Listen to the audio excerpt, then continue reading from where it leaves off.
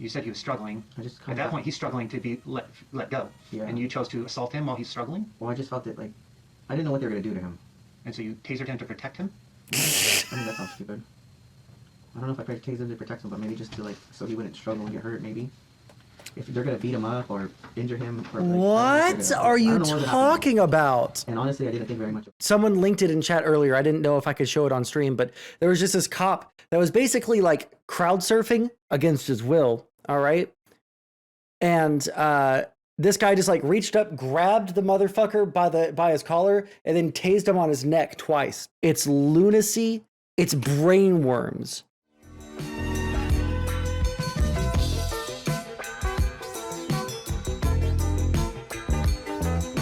Basically, Danny Rodriguez spilled his guts here, and that's really what we see on this video unfolding today. And I think overall, there's this sort of ongoing theme that we see in a lot of these January 6 cases, where there's a lot of this very, machismo, heated rhetoric that we see from a lot of these Capitol defendants at the beginning. And then on the back end of it, when the consequences come, when they're actually interviewed by the FBI or when they're sentenced by a federal judge, suddenly we see them break down, and that veil sort of falls a little bit. Yeah, they're very different people once they're in custody. We have more of the video now ready in the control room. This is about Danny Rodriguez saying that Trump called us to D.C. Let's listen to this.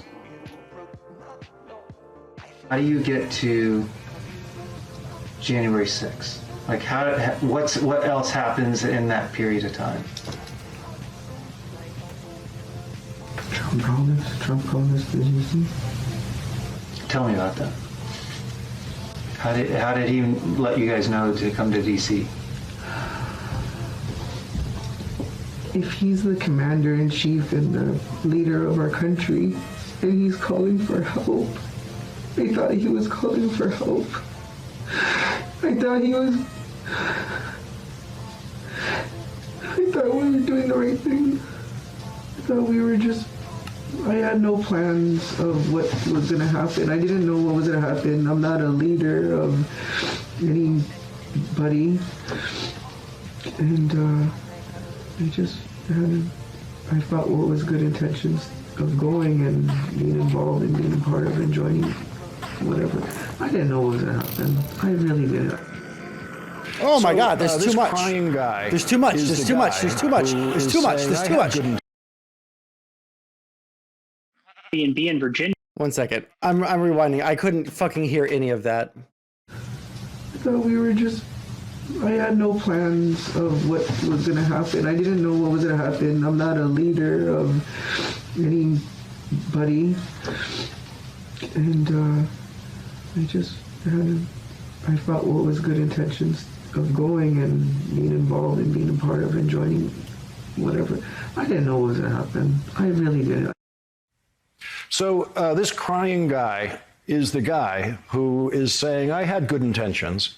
He's on video tasing a police officer, tasing Officer Fanone repeatedly. Jesus fuck.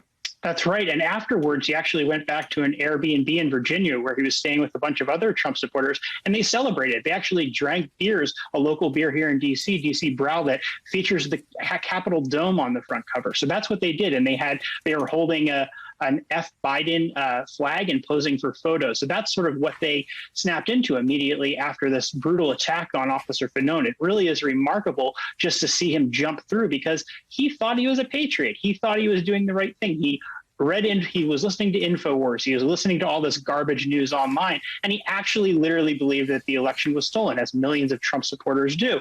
And the problem with that is that some of those Trump supporters who believe ridiculous lies are actually going to do something about it, as Danny Rodriguez did here. And that's where we are today. Let's listen to more of what he told the FBI, including that after Trump became president, he tried to join the army to serve not the United States of America, but to serve Donald Trump. Let's listen to this. Jesus. So Trump became president. An absolute cult of individuals, all right? A cult of personality around Donald Trump. Can you imagine if the majority of the people in the army joined to serve Trump rather than the United States? Holy shit. That's like actually fucking wild. That's like a fucking crazy fucking thing. The absolute state of our country when someone can get such a fucking cult of personality around them that they can legitimately believe that attacking our democratic institutions is a good thing is it's really fucking spooked. President, Trump became president. and you wanted to join the army in response to him becoming president? I actually did, yeah. That's cool. Yeah, I actually went to go to the recruiting office and try to join. And at that time, Trump was still seen as like not a good person. Like, well, it was in the very beginning. And I went in there with my check. I volunteered for Trump. I did door to door and everything. I went there to the recruiting office with my Trump shirt, and I got some weird looks. And I was like, man, you guys are not for Trump here? Like, I don't get it. But What, you mean the army isn't on our side? Ryan, what is the status of the Danny Rodriguez case? So there's going to be a hearing next week, actually, to determine whether or not basically this entire interview is going to be admissible in court.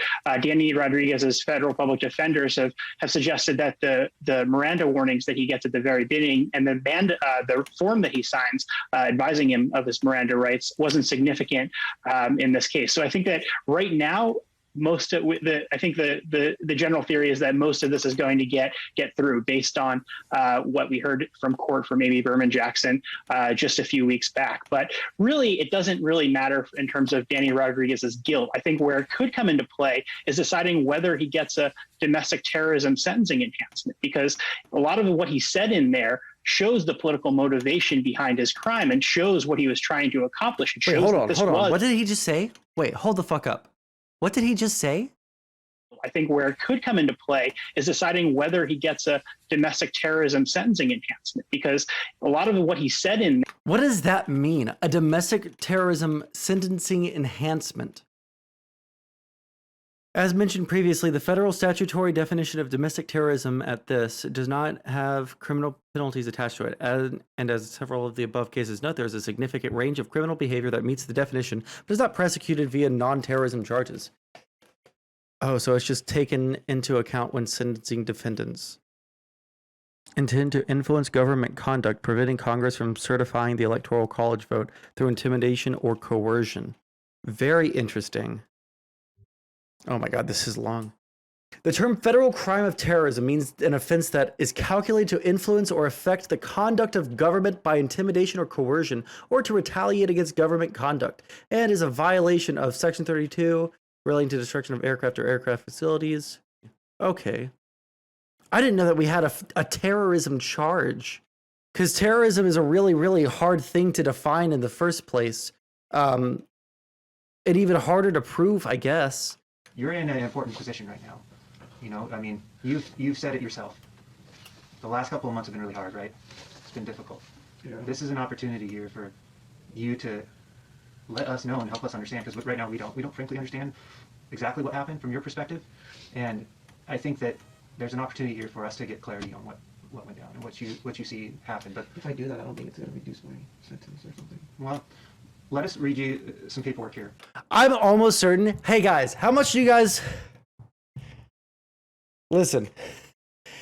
How much do you guys want to make a bet that this guy is going to be called like a traitor to conservatives, and that like the super fucking white nationalist type people are going to say like, oh, well, this is obviously some, or like even the QAnoners are going to say this guy is just a fucking plant to try and get everyone to hate Trump or something like that, and to think that all Trump supporters are terrorists or something like that. How much y'all want to fucking bet that that's what they do?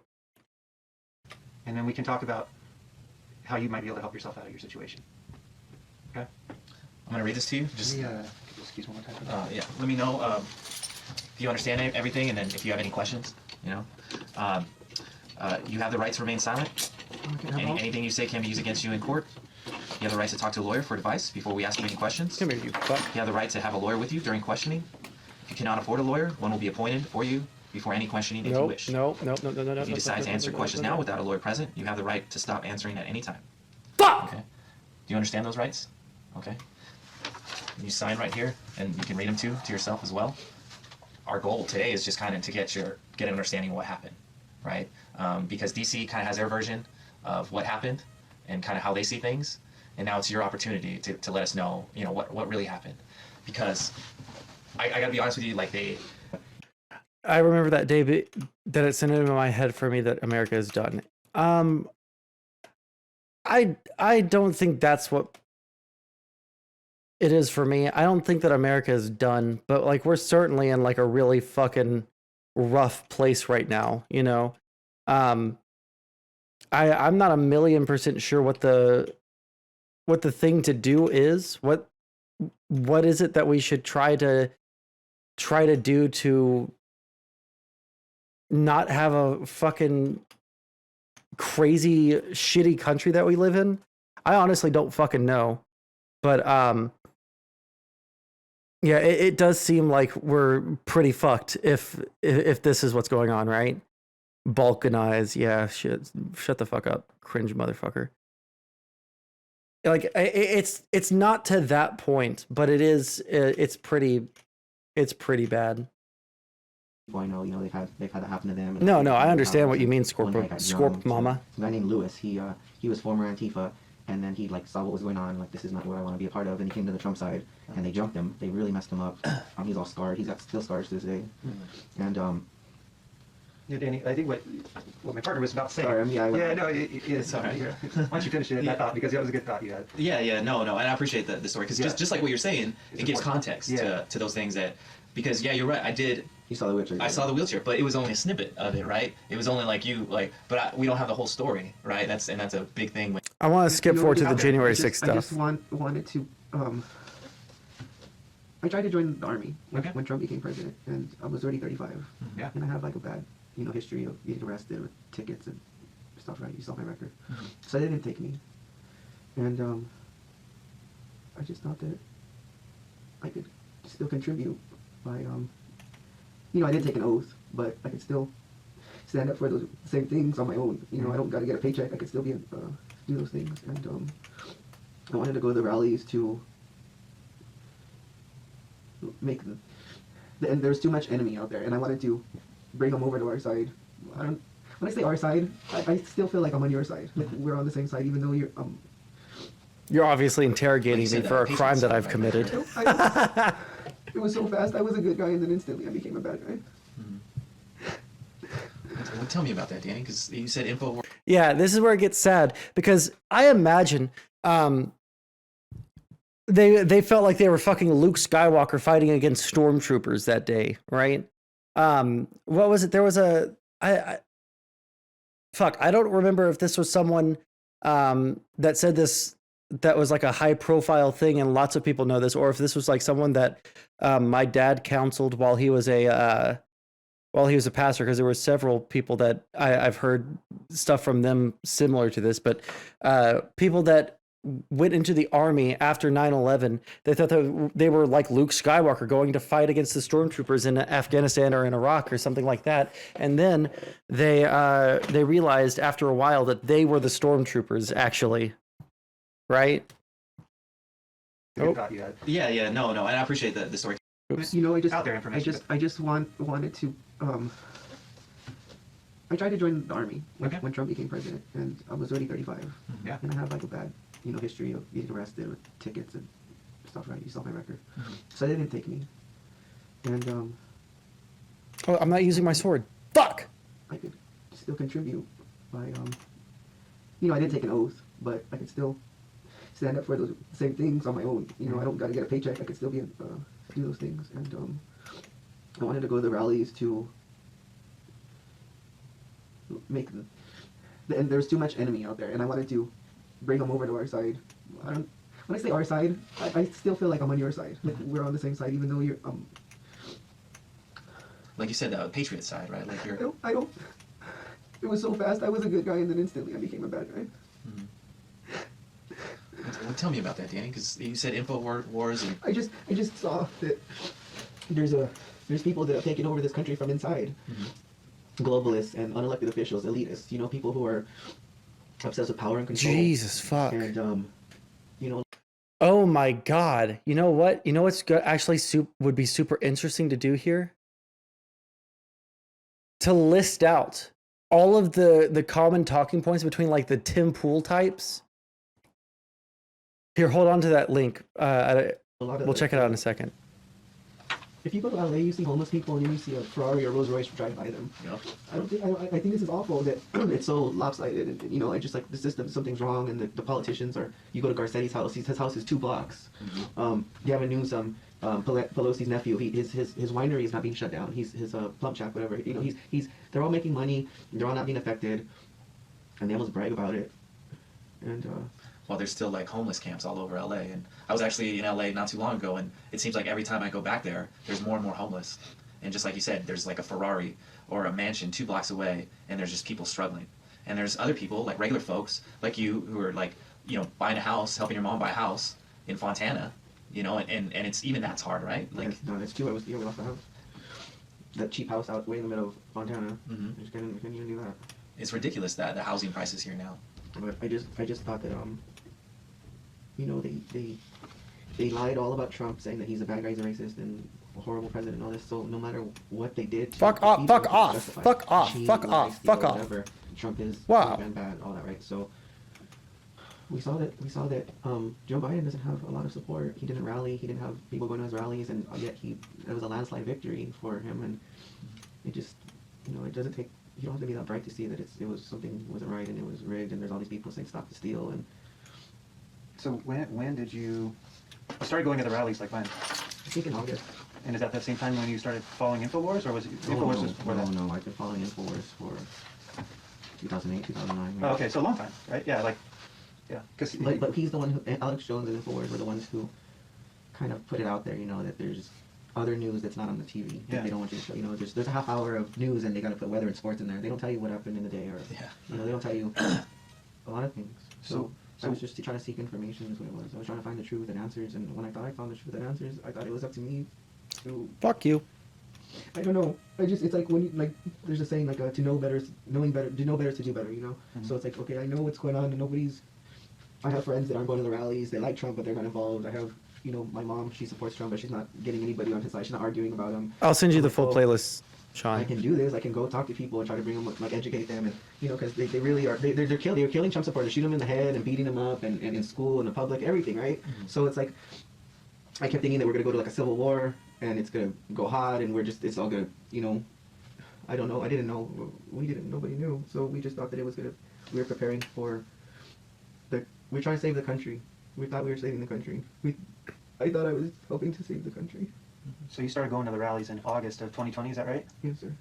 And those were all the Trump rallies in like Huntington Beach, like you were saying, or I would go regularly to the Beverly Hills rallies, and I went to some Huntington Beach rallies, and then I would do some, you know, like Garcetti's house or wherever. Don't you blow up my house. Oh, why are there You two? know, it was whatever. Somebody made a flyer, and then we would go out and get a flyer, and then we'd go. Who would you? Oh, sorry. Who would you usually go with? I would just go by myself, really. Is that how you got into it? You just saw a everybody- flyer? I think everybody. Well, I saw it on Arm and Res. Mm-hmm. I think he was like on Facebook. Okay. And then I just by accident got like a recommendation. Mhm. I had been to that park years ago when Trump came to town in 2016, and in that park in Beverly Hills called Beverly Gardens. It was a Trump protest. There was 1,000 anti-Trump people there, and I showed up. There was like 4, 5, 6 of us that were for Trump. So that park wasn't new to me. I actually went there and I argued with 200-300 people there for 8.5 hours, 9 hours without water or food, and I just annihilated every single one of them. I just beat everyone. 200-300 people. A true debate, against Trump. bro. They didn't have anything, and I thought that was like one of my greatest days in my life, and I thought it was something that I needed to be doing. I had a lot of answers and information, and I was, you know, because like I said, I really thought that it was gonna be like, a lot of us thought that it was gonna be like a civil war, like there was gonna be straight on like the original Civil War, you know, like almost, you know, like brothers and sisters and fathers, and, you know, everyone's fighting each other, right? So in my mind, I felt that the more people before it gets to that point, the more people I can educate or bring over or just make them neutral, or see that, you know, I'm a Trump supporter and they're lying about us, you know, and, you know, talk to me or something. You know, I was just trying to make it better in any way I could, you know, one person at a time. And that's why I would go to the rallies, and I would try to find the most angry person or the biggest troublemaker or whoever, like, you know, from the Yeah, whatever, were I you would doing try to that? talk to them, or like, you know, find some common ground. And that's essentially what I was just trying to do, is just trying to essentially campaign. I was just campaigning at rallies and on my own, and really that's how everybody just showed up at those rallies by themselves, and we all just started talking to each other, you know. And then, You had that one thing to bring you together. And yeah. When did you become convinced that there was going to be like a civil war? Well, it was always looming in the back of our minds, you know, because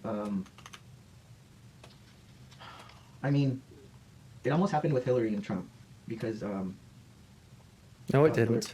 see, the Trump movement happened then with Hillary in 2015, 2016 and everything. So we all thought that there was going to be civil war then. We all didn't trust Obama. We're learning about like Jade Helm and the FEMA camps. Oh my God, Jade Helm. And with all this military movement and, you know, Stop. the coffins, and like there's just hundreds of thousands, you know. So it started like triggering reactions. So, and does anybody else remember Jade Helm? Does anybody else remember Jade Helm? That shit was so fucking wacko, dude. Jade Helm happened in 2014 in my first year of college, and it happened in it was like a training exercise by the U.S. government that they had a couple of military units that were going throughout several states and like surviving off of the land or whatever, right? And they took that, and the states were notified. This wasn't like secret ops, right? But they didn't tell them exactly where they're going, but they're like, hey, there's going to be troop movements here, there, whatever, right? Fucking dumb fuck Greg Abbott, my governor, all right, used the Texas National Guard to follow them around because of pressure from far-right extremists, because they thought that the government was going to come in, invade Texas, take it over, and then turn Walmarts that had shut down into FEMA emergency camps. And there's two options for Mr. Greg Abbott. He was either so stupid that he actually believed that, or such a fucking pussy. Such a fucking pussy that he couldn't stand up to the most extreme elements of his party. You thought I was Canadian? No, I live in Texas, dude. my mind that, like, you know, this country is, I mean, that's how Rome fell. Rome fell from within, right? Sure. I mean, it was, so it's like now the people in America are being infiltrated, and they're taking it down from within. So Trump became president, Trump became and president. you wanted to join the army in response to him becoming president? I actually did, yeah. That's yeah. cool. Yeah, I actually went to go to the recruiting office and try to join. And at that time, Trump was still seen as, like, not a good person. Like, well, it was in the very beginning. And I went in there with my Trump. I volunteered for Trump. I did door to door and everything. I went there to the recruiting office with my Trump shirt, and I got some weird looks. And I was like, man, you guys are not for Trump here? Like, I don't get it. But they just didn't follow politics. Yeah. And I mean, that's super noble that you feel so compelled to volunteer for the army because, you know, that you're motivated because the president was elected. Kind of inspired you, right? yeah. Yeah, this is Jonestown shit, dude. What's the question? Yeah. Yeah, so I guess what I was going to ask is, you know, at some point you thought there'd be a civil war. Did that become more real to you in 2020? Well, when they said that Joe Biden won the election, and I saw a lot of video footage of them, like, stealing, like, The suitcases underneath the table and all that? Yeah, and there was postal workers giving testimony about, you know, this, my supervisor told me this, and this is not normal, and all these ballots and this and that. So we knew that our system was not. There's no point in voting anymore. That it's over. That what made this country great, and you vote and you elect your president. We can't even do that anymore. Like they saw that. I think my beliefs are that an overwhelming number of people came out to vote for Trump. And he actually did win that election, the popular vote and the electoral vote. Mm-hmm. And I think that they saw that he was just so popular, and he's not going to lose his re-election because the economy is so strong. And they brought up the virus, and I think the virus is more to kill the economy than to kill people. It was really hurting his reputation, you know, because he has an ego and a big reputation for being a businessman and all that. And then they just want to blame him for it. Anyways, they made sure that the election was lost, and there's no point in voting anymore. So it's like, I'm thinking they're going to come out they're gonna come around us up. Mm-hmm.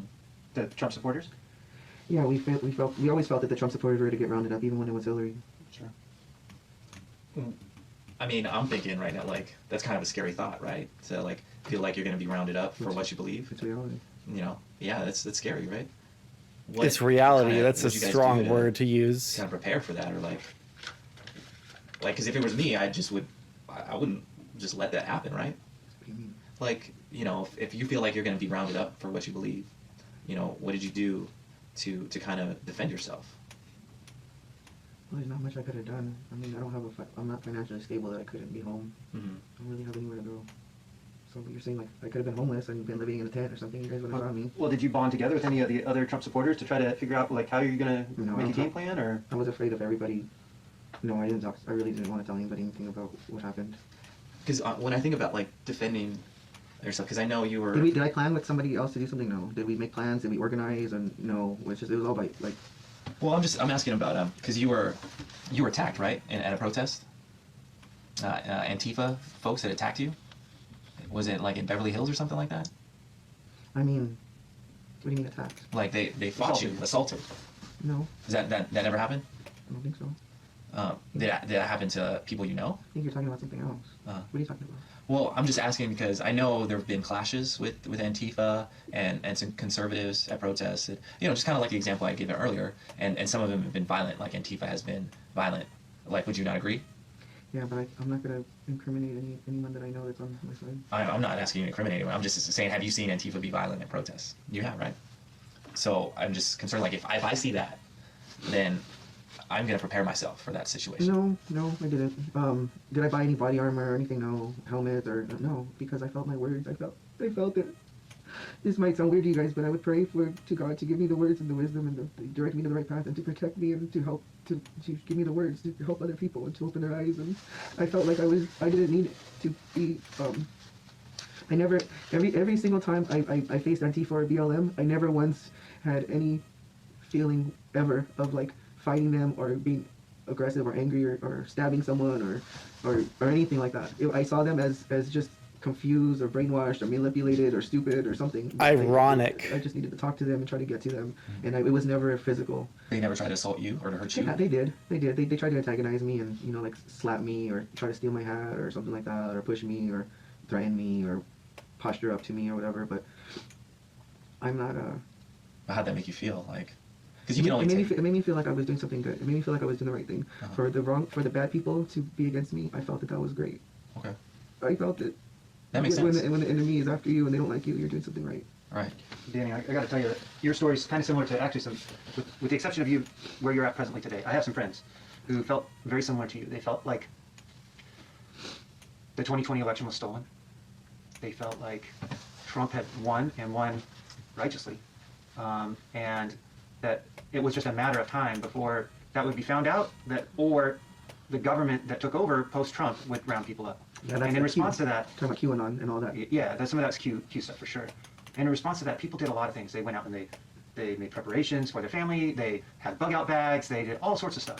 Crazy Any of shit. that kind of stuff that went on for you? Like, did you make any preparations thinking like the government's going to come round me up? I need to get a bug out bag, or I need to, buy extra food and store it up because we might be hunkered down here at home for a while. If I was financially better or well off, I probably would have. Yeah, did just more don't have it. I just don't have the means. I see. Mm-hmm.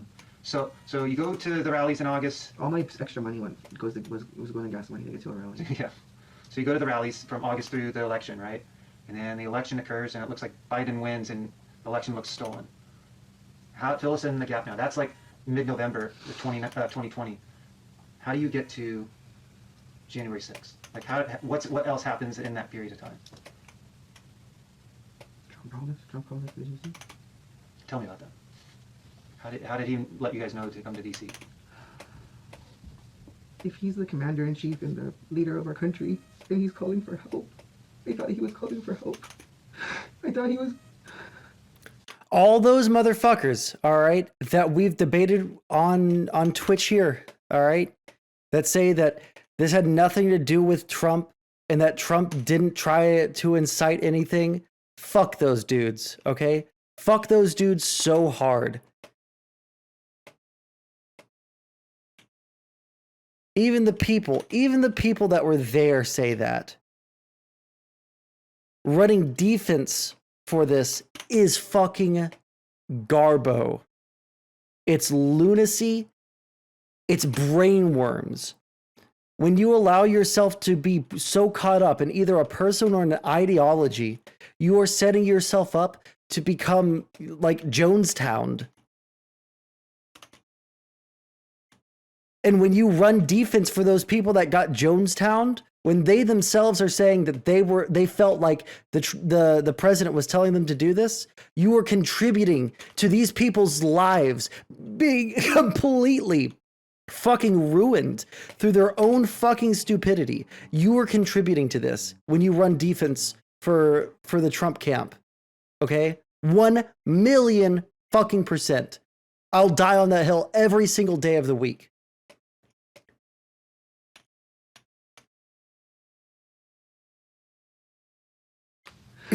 I thought we were doing the right thing.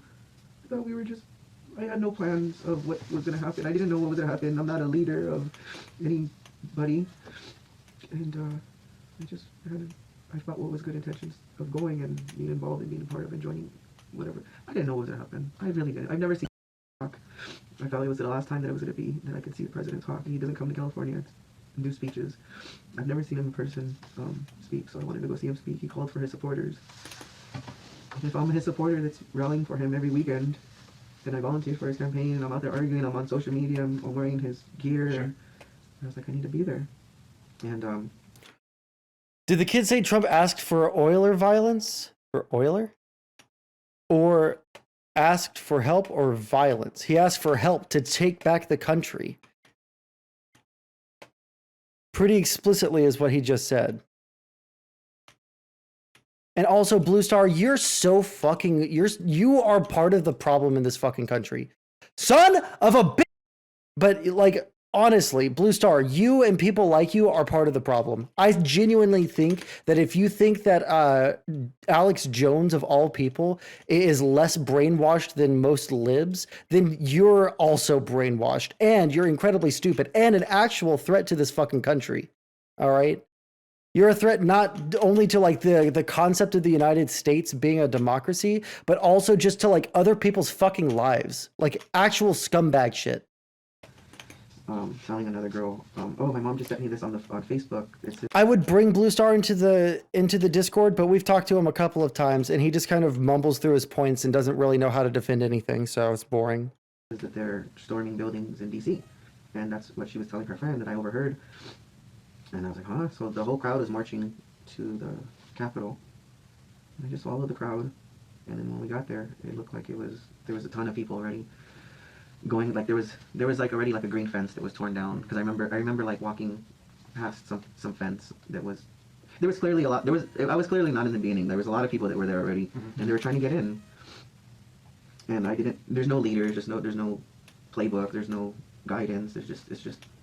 You don't know what's going on. You just you just look around, and you got people over here singing a song or doing an interview, waving their flags, and then you go up to the Capitol building, and they're getting sprayed in their eyes, and just it's totally like chaos and havoc and all this stuff, and then like so it's like a whole mixture of everybody, and it's like if you wanted to get in the building, you were over there with those people. If you wanted to do an interview, you were over here with these people. I'm kind of curious, Danny. Just how did you get to DC to begin with? Like, did you fly? Did you drive? Did you take a bus or a train? Or I'd rather not say, because if you guys don't know, I don't want to get anyone in trouble. Okay, well then go back to explaining your position. Then you followed the people past the green fence. Yeah, I just. Where did you end up? Did you end up in the interview side, or did you end up in the people going into the Capitol side? I ended up going up the scaffolding, to the top. Where the flag was draped. Mm-hmm. There was a big flag, a very tall scaffolding for like where the media was going to have cameras set up. That one, or did you go up to the facade, the face of the building? It's the part, you know, where they do the inauguration, that like the little balcony. Mm-hmm. To the left of that, there was a big scaffolding. Okay. In the middle, Mm-hmm. It stuck out. Yep. I just went up that. And then what? And that's how I got to the top, and I just kind of hung out there for a while and soaked it in and just looked around and seeing what was going on. And then what happened? At some point, you got to the Capitol steps. Yeah, I went up to the Capitol steps and I was there for a little while. My story is just that we thought that we were going to save America, and we were wrong. At some point, you ended up on the Capitol steps with a taser in your hand. And somehow, you felt what you were doing was the right thing to do. Come on. Somehow Get you watered, were get watered, maybe get watered. misled. Maybe that call that Commander-in-Chief gave was that strong call that tugged on your heart and said, now's the time to protect your country, to be a true patriot. Mm-hmm. Yeah. And you got up there with a lot of gusto and a lot of desire, to be a true patriot, but the problem that we have right now is we only get one side of the story. And my words aren't going to be the story that writes Danny Rodriguez's story. And you had asked earlier about how do you help yourself out of this situation. And if you really want to help yourself out, you tell us 100% of the truth. And you let the U.S. Attorney's Office in D.C. know that you're willing to cooperate and explain to them everything that happened and take responsibility. Because I've done this game for a long time as a law enforcement officer, so I'm going on 23 years. And everybody that I know that I have worked with, where they have stepped forward and told the courts and told the prosecutor, look, I take responsibility. The judge looks at that favorably. But in fact, the law says that we have to take in consideration your cooperation if you cooperate, and any attorney would tell you that. And so all we can do right now is we're in a position to make a recommendation to tell the prosecutor, look, here's the Danny Rodriguez that we heard, and here's the Danny Rodriguez that told us his story. He told us what happened. He told us his point of view, and he shared with us, and he wants to come forward, and he wants to explain everything. But right now, you're kind of leaving us in a lurch right now, because we don't know the story. What am I leaving out?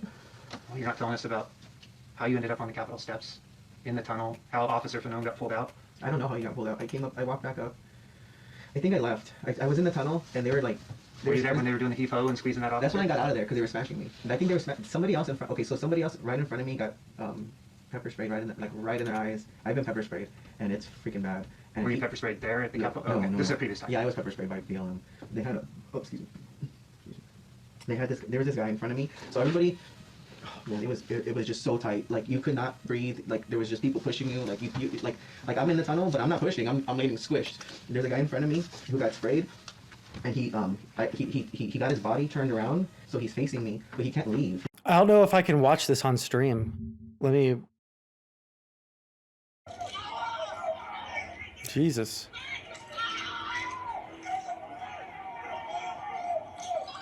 Oh my God, it's really fucking bad. He's not a little, oh my God, he's not even a little bit fucking innocent. Holy fucking shit. That's some really, really rough shit.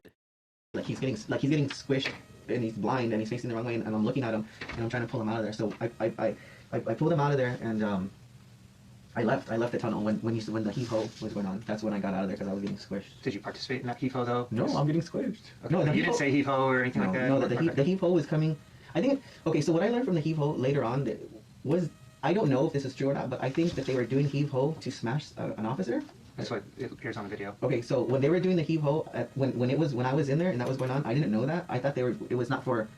What I learned, I think, afterwards was there was a cop in the side by a door or something, and he was getting squished. And I don't know if that's what they were trying to smash him or not. But there was like the officers had shields, and like they were on.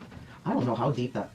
I don't know how many of them there were that they could hold us back. But there was so much there were so many people pushing on me. Yeah. That I don't know. He wants to call them Patriots. My lungs crushed, so I couldn't breathe. So that I don't know how they were able to hold us back. Yeah. But that's when I got out of there. I pulled that guy out of there, and I got out of there because I couldn't breathe, and that guy was all sprayed. And then that's when and I think I took like an hour, half hour or something break. And then you went back up the steps? I went back up the steps, and they were pulling someone out, and I didn't know. Yeah. Danny, this is, like my colleague said, this is your opportunity to tell us. I'm so like embarrassed and ashamed.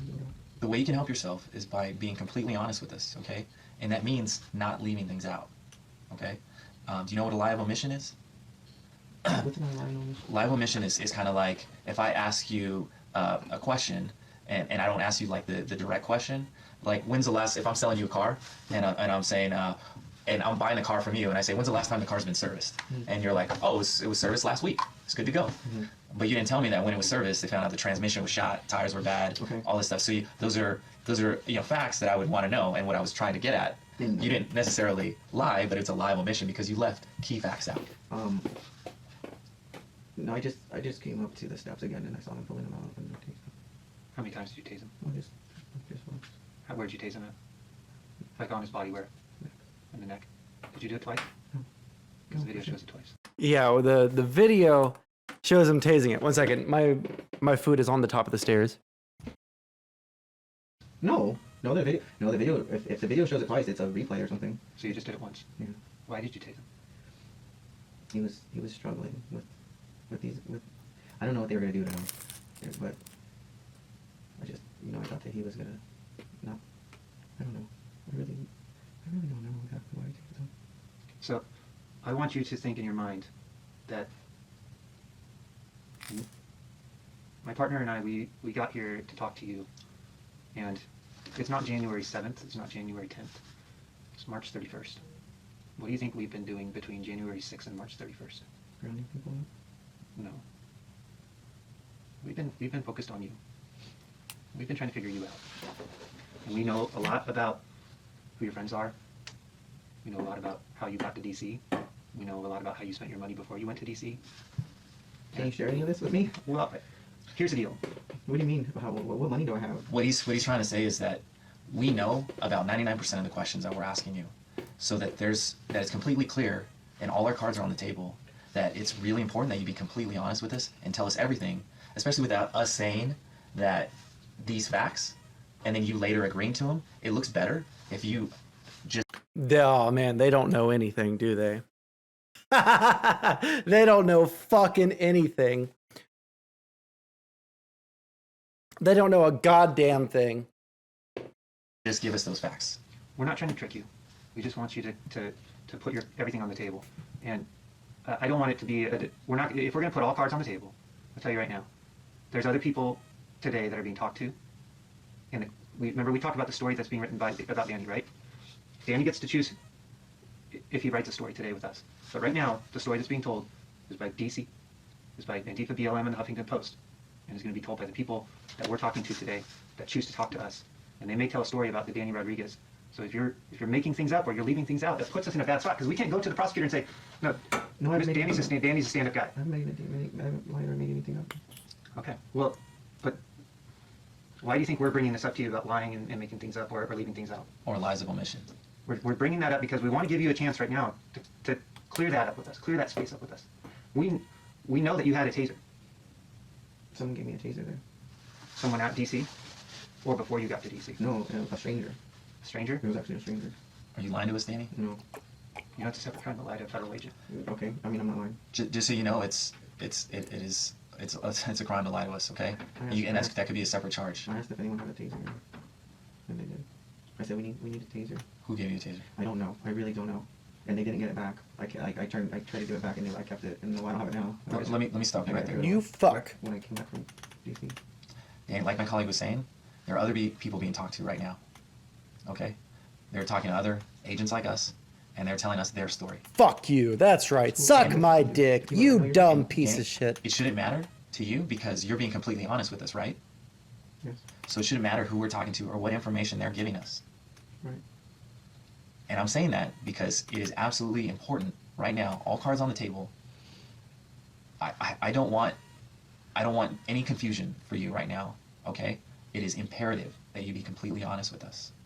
Because all those people are going to say something, right? And they're going to tell a story. They're going to tell their version of the story and what happened.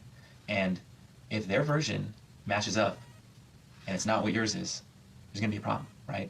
And right now, you're the one looking at, you're in the most trouble right now, okay?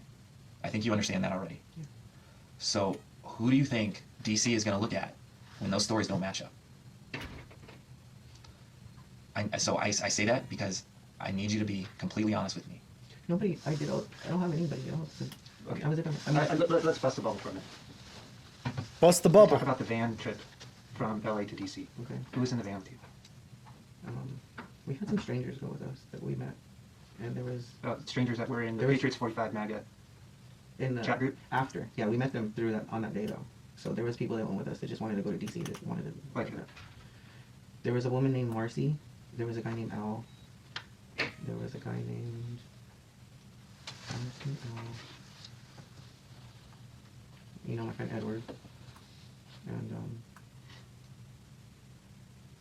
Andy, an Asian guy, Andy. Okay, tell us about those people. I haven't talked to them since. Okay, that's not what I said. Okay, so Andy was a friend of some woman that went to the rallies, and she recommended him. And Andy never been to a rally before, but he really was a Trump supporter, wanted to go to DC, so he went with us. Marcy was like an older lady, and she also was a Trump supporter, and I don't remember anything really about Marcy. She was just Do you think that it's a bunch of fucking white people and he went with them? And do you think one of them said, we're glad that you're one of the good ones or something like that. Do you think that there was any statement like that? Because I could totally see some dumb fuck like racist Southern woman just saying like, no, I'm glad that one of the good ones is with us. Hispanically older. I don't know, nothing really else about her. Al, we picked him up in Scottsdale on our way. He needed a ride too. And they're just regular people. They're not extremists, or they didn't make. Well, they were obviously were extremists if they were willing to assault the Capitol. What about Ed? You mentioned Ed. Edward and I are not talking anymore. Why not? We had a falling out. I ended up talking to his ex-girlfriend after the trip, so me and him are not friends anymore. Is that firstborn? Is she gonna be in trouble? Danny, you need to concern yourself with yourself right now. Because my concern is, you, as much as you're holding back from us right now, because we know all the names. You know we've looked at your phone records, your bank records, and we've done it with everybody else. So why hold back? You're making it really hard for us to help you. What am I holding back? That's. I told you about the. Let's go back to the Patriots MAGA 45 group. Is that what it was called? Patriots MAGA 45 on the Telegram. Yep. Let's There talk was, about there, was, Telegram. there was a couple of groups on the Telegram, and I don't remember the names. Okay. How'd those start? One of Organized through Telegram. All right. People were saying that there was no organization. I mean, like there absolutely were people that organized to go there, and they were expecting violence, according to this guy right here, who organized with other random dumb fuck people on Telegram. All right. Oh man, you know what? I don't even know if I want to debate him on this. Well, I don't know if like what the debate would be. What I want to see fucking Rob Noor and CTV cover this shit. Okay. I want to watch them and Redneck cover this shit. I want to see what their reactions to these things are. one of them Edward started, and that was What was that one called? I don't know. I changed the name of that one. I think it was called Mega Gang. You're an administrator for that one? Yes. What was the purpose of that group? I think just to stay in communication in case civil war or something. I don't know. I didn't start it. It was just people from that we would meet and try to make a circle of friends, like-minded individuals. People that you can trust, I guess, like count on, or if you ever needed help, or talk about politics, or get some stuff off your chest. As far as I know, I mean that's what Telegram is. It's just a bunch of people that try to find. Because if you go to Facebook, I mean Telegram's more of a safe place. Why? Because it's not it's more private. It's not what do you call it? You can share videos and things on there, and if you put it on Facebook, it won't go through, or it won't share, or it'll get taken off or something. It's censored. So it's less censored. Dr. Steele offer you So who was seeds? in this MAGA gang? Yeah, come on, get the At one point there was seeds. like 30 or more than 30, and right now there's probably in the 20s. People will come and go, and I don't know all of them. I really don't. I don't know a lot of those people, and some of them maybe I do know, or I've seen their face, or I don't know their name, or maybe I only know their name. Who do you know that's in that group? Who do you know? Edward. What's his last name? Bedalia. And who else? I'd have to see the group. Come on, Danny. No. Who's Is Kayla in there? They're probably Kaylin. Kaylin? Mm-hmm. Okay. Who else? Oh, there's a Kayla. There's a Kayla. Are both of them in there? Kayla and Kaylin? Probably. What about Andy? Yeah. Andy got added afterwards. Edward added Andy as administrator. What about Mello? Mello went with us.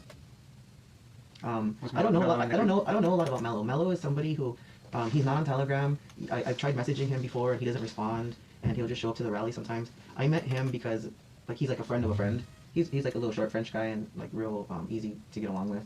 Can't trust the French. He was, I think, this girl named Lisa. She went by Lisa Simpson, but she doesn't live around here anymore. Okay. You know Lisa Simpson? Mhm. So Lisa Simpson, she was like a big personality and friendly. And, just okay, so I met her, and then it's like friends of hers. She has other friends, and you get like this person's. You meet people through other people at the rallies, and Was Lisa in the MAGA gang group? I think at one point, Who else was in it that you can think of? Enrique. Enrique is a good friend, but he never did go to DC, and he didn't get in trouble. He's a good guy. Mm-hmm. There's a lot of people that. Chris Almani, he's a really good guy. He's not part of anything that you guys would want him for. Did he go to the Capitol? Yeah, he did, but he's one of those non-confrontational, just not arguing with people and just and hanging out kind of guy.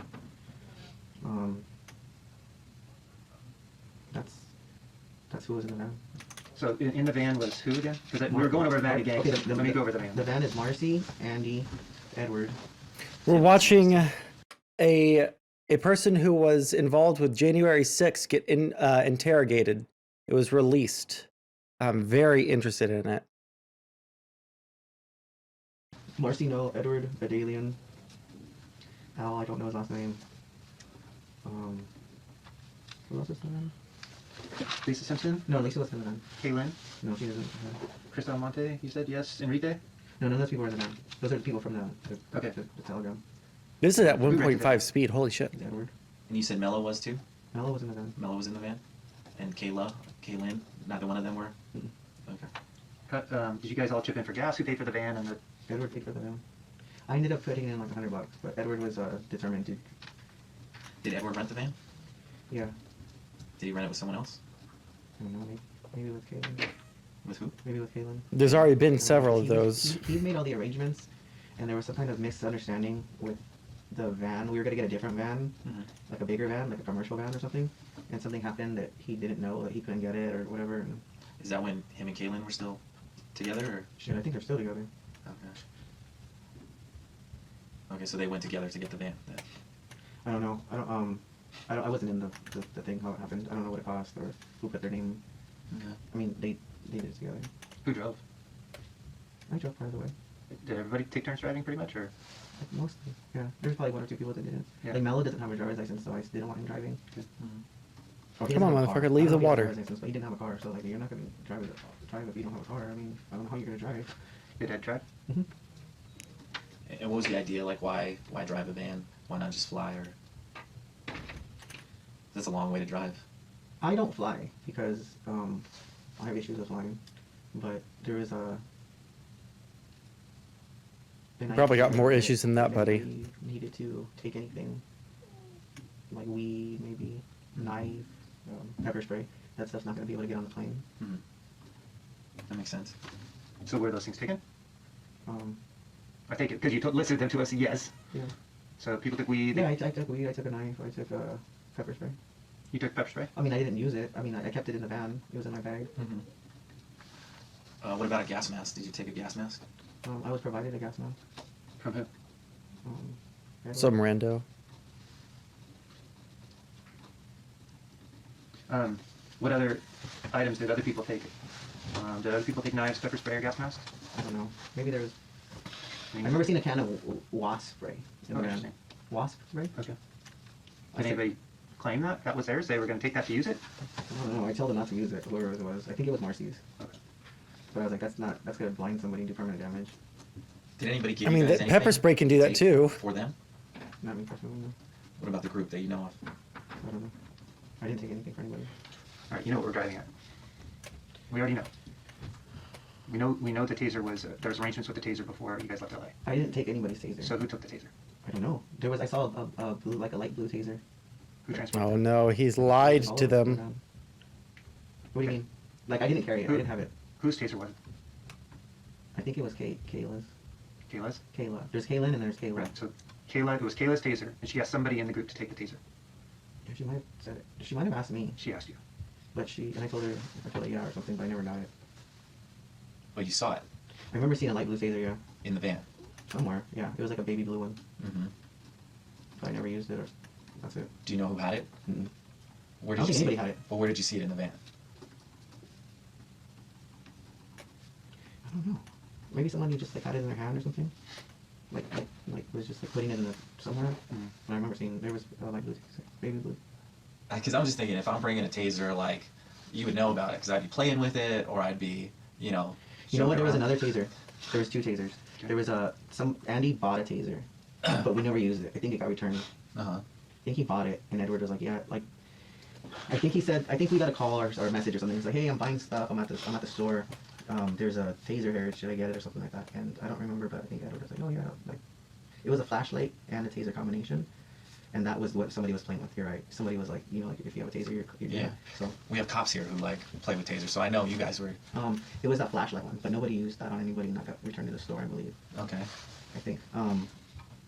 Yeah, that baby blue one was Kayla's, but she never got it. Why did she ask you to take the taser?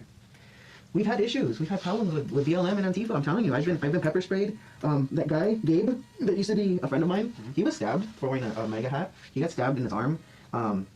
Edward got jumped on Halloween. We've had a knife pulled out on us here in Riverside, on over by the Tyler Mall. We did a rally, and some guy came out with a big ass knife on us, and told us to get out of there. We've had I had a gun pulled out on me. Well, not pulled out, but he opened his trunk and he had a gun in his trunk. Because we were in Venice Beach, and I was the last. We had our flags, so we've had. Oh my God! So he goes to fucking protests all over the place and just antagonizes people. Holy fucking shit! It's a wonder he didn't fucking get caught for assaulting someone well before this.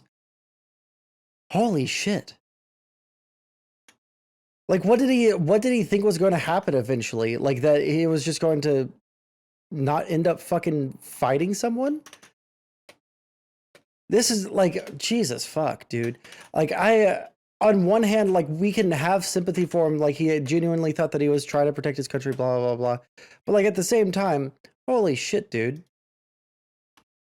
Been stabbed. I've been pepper sprayed, knives, guns. So it's just comes with the territory. Like you said, you know, like cops have their guns, and we're just out there with. So how many days before you guys left did Kayla come? What can I make with copper?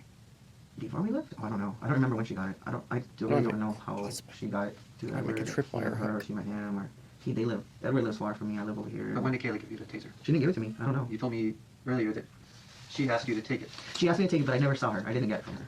You got it through Ed. No. She gave How'd you get it? it to Ed. I never got it. I never. That's what. Okay, so Kayla gave it to. She Ed, didn't give it to me. She gave it to him instead. And Ed gave it to you. No, I never got Okay. it. So she asked you to take it, but you never took receipt of it. Yes, sir. She asked if I could take it. I think she asked. Somehow Ed, though, was your understanding. Ed ended up with the taser, and it came with you guys in the van. Yeah, That's correct. yeah. Okay. But nobody. I don't think it ever left the van. And Danny, I think let me just kind of stop you right there because I want you to just be absolutely clear on where we're coming from here, okay? So you're telling us that Ed got a taser, he had it, you never had it, and you never used it. Ed got it. Ed got the light blue baby taser, I believe, from Kayla, to give to her when she was in DC when they saw each other again. Okay. But she because she couldn't take it on the plane, I guess. I don't know if those are not allowed on the plane. So she never got it or needed it, and we just brought it back in the van with us. And then there was another taser that was bought right before we left. What the fuck do you use copper And for? Edward said I think that he wanted it, and then never used it either. Stayed in the van as well, and then that got returned to the store. And see, that's where I'm having a hard time here is because Kayla gave you guys a taser, gave it to Ed, you had it. No, and you you had it. no, not you, I'm sorry. It was in the van. The group had it. And then you had it, or the group had it when you went back. But then in the middle on the 6th, you got a taser from someone else, some random person. A black woman. Gave you a taser, and that's what you used on the officer. You see how that's kind of weird to me? No. I mean, no, I don't. What's Well, weird? describe us more than how you ended up with this other taser from some random stranger. Because right now it seems a little more logical that the taser that was used by you was a taser that was brought from LA. Yeah, for sure. So explain to us. We're happy to listen. I just asked. I said, we need a taser. I yelled. I yelled in the tunnel. I'm like, we need somebody with a taser up here. And someone pulled it out of their pocket and gave it to me. And it was like in a little leather. It's like a little pouch. It's like a square. Almost like a pack of cigarettes, like a square. And then I didn't know how to use it or turn it on. Or like I was like, what is this? And then like the guy takes it back from me, or I get back to him and he takes it out of the case and he flips a switch and he tests it or pushes it for me and he gave it to me. Didn't you just say it was a black woman that gave it to you? No. Yeah, you did. A black woman? No, I said the taser was black. No, you said a black woman gave it to you. You interrupted him to say it was a black woman that gave it to you. I for sure haven't said anything about a black woman. You did. There's the cameras, there's the recording. I never said black woman. Okay. What do you mean black woman? I never said anything about black woman. All right. Oh So, no. You're willing to accept the fact that the taser that you had was from some random stranger, and if any of your friends that we're interviewing today tell us something to the contrary, how will that reflect on you? Oh, they're not. It's 100% true. It's 100% true. It was just that's Because you remember, I'm not lying. I will not lie. I'm not lying. and I think you are. I'm not. And I'm not. going to explain to you why I think You you think are. I'm protecting them because of the taser? No. Because you told us you were in the tunnel when you called for a taser. Earlier, you told us you were in the tunnel, you were getting squished, and so you left the tunnel for about a half hour and came back. You had the taser in your hand, and you walked up and you tasered the officer once in the neck, and you did it because You felt like he was accosting no. Trump supporters or patriots. No, I didn't do it because I felt he was accosting Trump supporters or Patriots. I just thought that he was gonna get him. He was struggling. Like they were pulling him out. He was struggling with who? Like they were carrying him. They were like holding his arms and his legs and his feet. I don't know who those people were. So why would you taser somebody that's being carried? Because he was the You enemy. realize you assaulted that man, right? Yes. And you realize right now whatever fabrication you're telling us No, is not helping your situation. I'm 100% not fabricating anything. Okay, No. then let's go back over it, Mhm. and you tell me again how you ended up in the tunnel, and how you ended up with the taser, and how you ended up tasering Officer Fanone. I just ended up in the tunnel because that's where everybody was in the building. Okay, explain it to me again in story form. I'm all ears. Oh, Because I want to hear man. the story. I want to hear the truthful story, though. So I called for tasers because I felt that we were gonna get in. That's how that we were gonna get in. And we could get tasers up to the front. Like we didn't have. I'm not calling for knives or guns or shoot them. We're trying to get in the building to try to occupy the building. Okay. So I shouted. I turned around and I'm like, hey, we need tasers up here. And I thought someone was gonna come up with a taser, not hand me a taser. Okay. So how did you get the taser? It was just some guy. I swear. It was just. Describe them to me. I really don't know. I'm in the tunnel, and he was behind me on the right. I mean, on the left, like kind of by the entrance of the tunnel. And at the time that happened, it wasn't super packed in there. There was still little space to walk around right there. Later on, they got like a ton of people, but at that time there was enough room to like turn around and we need tasers and we need a taser up here. And I got handed a taser. What was he wearing? Describe him. How tall was he? How big? Who are we looking for on the video? Because you know it's all on video. If you find him on video, then I really don't Because know. you know what we see on video? Hmm. We see you produce a taser with your right hand out of your pocket.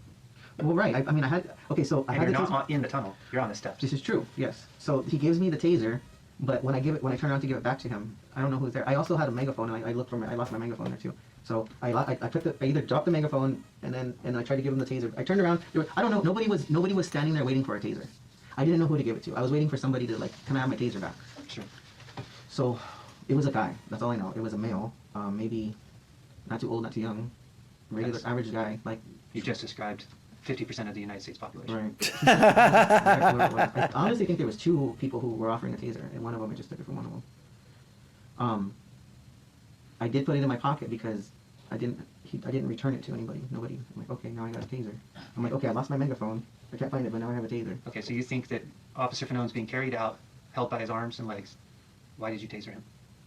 You said he was struggling. I just At kinda that thought- point, he's struggling to be let go. Yeah. And you chose to assault him while he's struggling? Well, I just felt that like I didn't know what they were gonna do to him.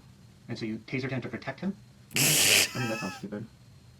I don't know if I tried to tase him to protect him, but maybe just to like so he wouldn't struggle and get hurt. Maybe if they're gonna beat him up or injure him. Or, like, What are you talking about? And honestly, I didn't think very much about it because when I did it, I was like, oh my god, what did I just do? And I got out of there.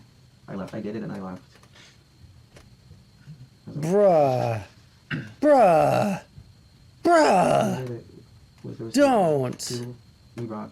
None of those two that we brought got used. Danny, you understand how serious this is, right?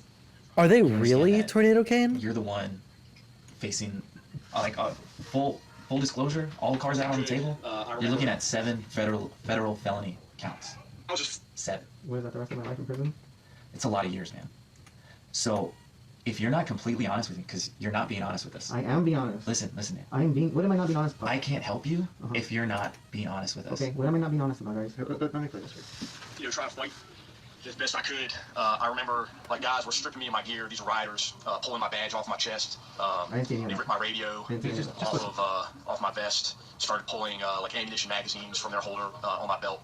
And then some guys started getting a hold of my gun and I they don't were see any of screaming that. out, kill him with his own gun. I didn't hear that. I didn't hear that. At that point, it was just like self-preservation. How do I survive this situation? And I thought about, using deadly force. I thought about shooting people. And then I just came to the conclusion that, if I was to do that, I might get a few, but I'm not going to take everybody, and they'll probably take my gun away from me, and that would definitely give them the justification that they were looking for to kill me. I wouldn't have killed him. I tried to kill him. I wasn't trying to kill anybody. Look, I was with the cops. The disparity is in between your story and what happened to Officer Fanone and what's on video. I can show you the video of you tasering him twice. No, it's not twice. I'll show it to you. You show it to me, I please. will.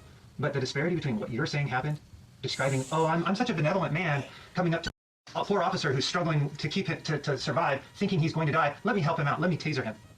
Is that really the story you want to be written about you? Is that in all of my benevolence, I decided I was going to taser this man who was struggling for his life in that moment and thinking he's going to die? $4.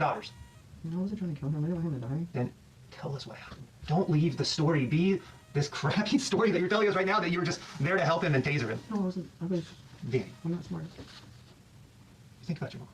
No, I'm just not smart. I'm not lying to you guys. I'm not You lying need to to anything. think about I'm not lying how to anything. I haven't Danny's lied about story is anything. going I'm to not be lying written. about anything, you guys, so far. I have not lied to anything. I have not lied to anything. Danny, just take a minute, listen to him, okay?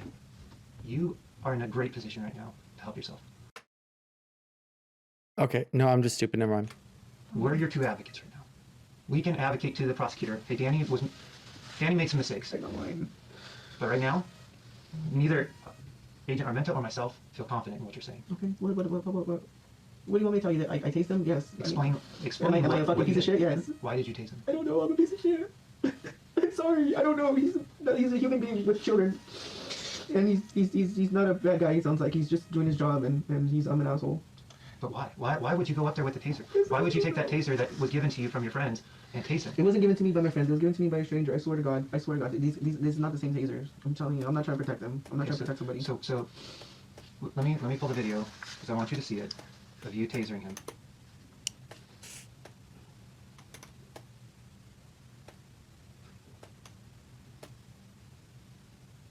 100%. It was not twice. For sure, I did not tase him twice. I'm sure.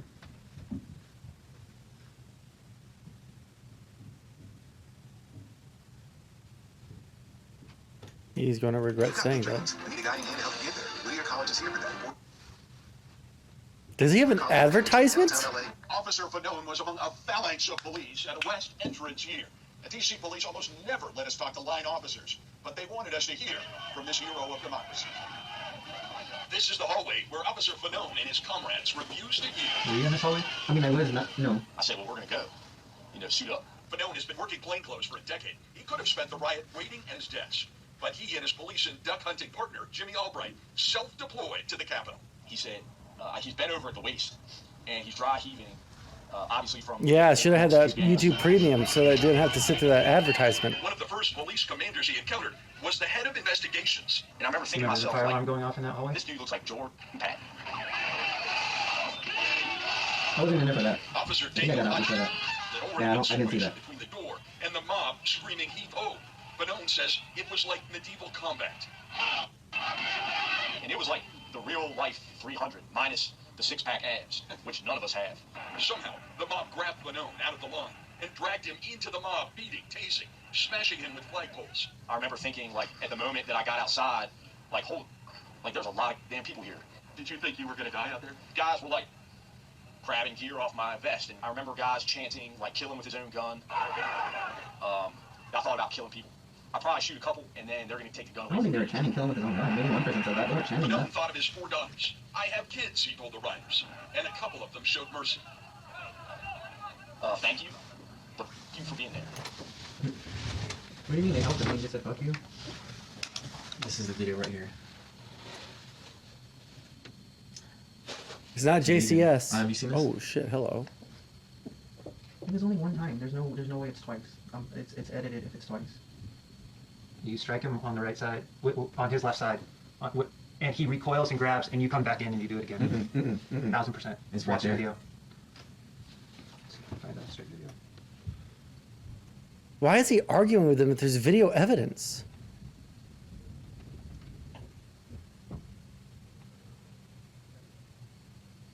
There's a taser.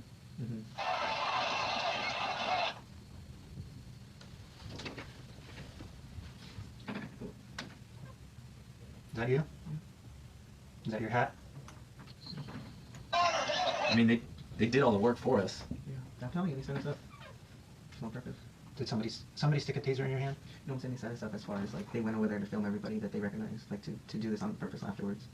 No, they didn't stick a taser in there. I did. You tased the officer. Trump didn't put you up to tasing the officer. No, he didn't. I did. You did it all on your own.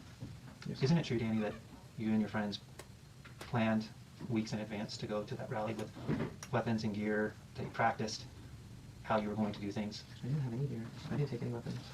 You took a knife I always and have pepper spray, That's and always you were in my given a car. gas mask. That's always in my car. I mean, okay, You took those things. I have it. Everybody has a. I mean, there's a little 4-inch. This guy's so okay? fucked. My pepper spray is just something that you have. What about the gas mask? I didn't You buy the just gas mask. you just carry that with you? The gas masks were taken. and there was like some like 4 gas masks like bought, and I was just one was actually like, here you can have a gas mask, but I didn't take it, I didn't wear it, I didn't have it. But you see what we're saying, like that shows preparation, right? That I didn't shows prepare for that. that shows planning. I didn't plan that. I didn't buy that. When like I didn't wear it. I didn't take it. I left it there. I didn't put it on. I don't have it. It doesn't matter, Danny. It shows planning and preparation. You took those things. You don't take didn't pack things. 'em. You don't take things for no reason. Nobody takes things for no reason. And when we tell DC, No, you don't have to what pay. we said when we discussed, Um, and they asked donations us, are- Did he tell you that? Okay, if you guys are wanting to play on the Minecraft server, then you guys can play if you're like either subbed to me or to Shark300. And helping out with the cost of the server is appreciated. Bones is going to set that up, but yeah, I don't think it's necessary. They're gonna ask me, well, what did he say about the weapons? What did he say about the gas mask? What did he say? What did he say about the mace and the pepper spray? None of that stuff was on me when I was at the Capitol. What do I tell them? I'm asking you. My colleague was asking you what the preparation was to go there. What you guys were planning. You brought stuff, planning for something. What was it? I mean, We're you said planning- Andy called Ed and said, hey, there's a taser here. Should I buy it? Ed said yes. You already told us that. Why is Andy calling Ed saying, should I buy a taser and you guys took the taser to DC if you're not preparing? That's not me. That's not Okay, me. well, tell us about it, though. Tell us about the preparations the group did. The preparations were for BLM and Antifa. We thought that they were going to go to. We thought we were going to hit it like a civil war. There's going to be a big battle. This is what I thought. Okay. I thought there was going to be a big battle in these. I thought that there was going to be battles across the country. I thought that there was going to be fighting Jesus. for some reason in different cities. And I thought that the main fight, the main battle was going to be in DC because Trump called everyone there. And then I thought that was going to bring BLM and Antifa there, and it was going to be like a big battle. That's what I really thought. They didn't. That's not what So happened. how did you prepare for it? So they prepared. He did think that there was going to be violence. Why is he trying to pretend like it's not violence that he was preparing for? battle? Tell us about paintball. Just like jogging. Tell us about paintball. Oh, paintball? Yeah. I mean, I don't even own a gun. Paintball was just like to get people to try and get people to work together and follow directions and orders. But paintball was just like it just wasn't. It was just fun. Who went to paintball? Edward, Caitlin went once. No, we invited everybody. We try to get a lot of people to go. We try to always. I mean, Edward even makes the flyers to go like get people going and after. Like we were trying to get like build like a camaraderie, like a team, like a people who we're just trying to get Bunch of friends, trying to get LARPers. friends and get like-minded individuals together. Did you practice formations? I know, like that part of- stacking up and entering a building or something. Or just working together? How to work together? I think that was maybe like what we thought was gonna happen, but no. When you go to paintball, it's just. Have you guys ever been paintballing? Just becomes more of a free-for-all. Yeah, there's just you can't take orders. You don't know the map, and it's just they're strangers. And Was there someone trying to organize it to make it more, tactics based, like a I learning? guess that's what Edward wanted, Mhm. but he's not a military person or I mean I tried listening to him and like he'd be like, okay, I'll cover you, go, and I remember one time he's like go, and then as soon as I put my head up I got shot in my face, so I'm like, okay, it's not gonna work. I mean, Did he see himself as like a military person, a military leader? I think he might. I learned I never had been paintballing before, and I learned that if that was real bullets, there's no chance.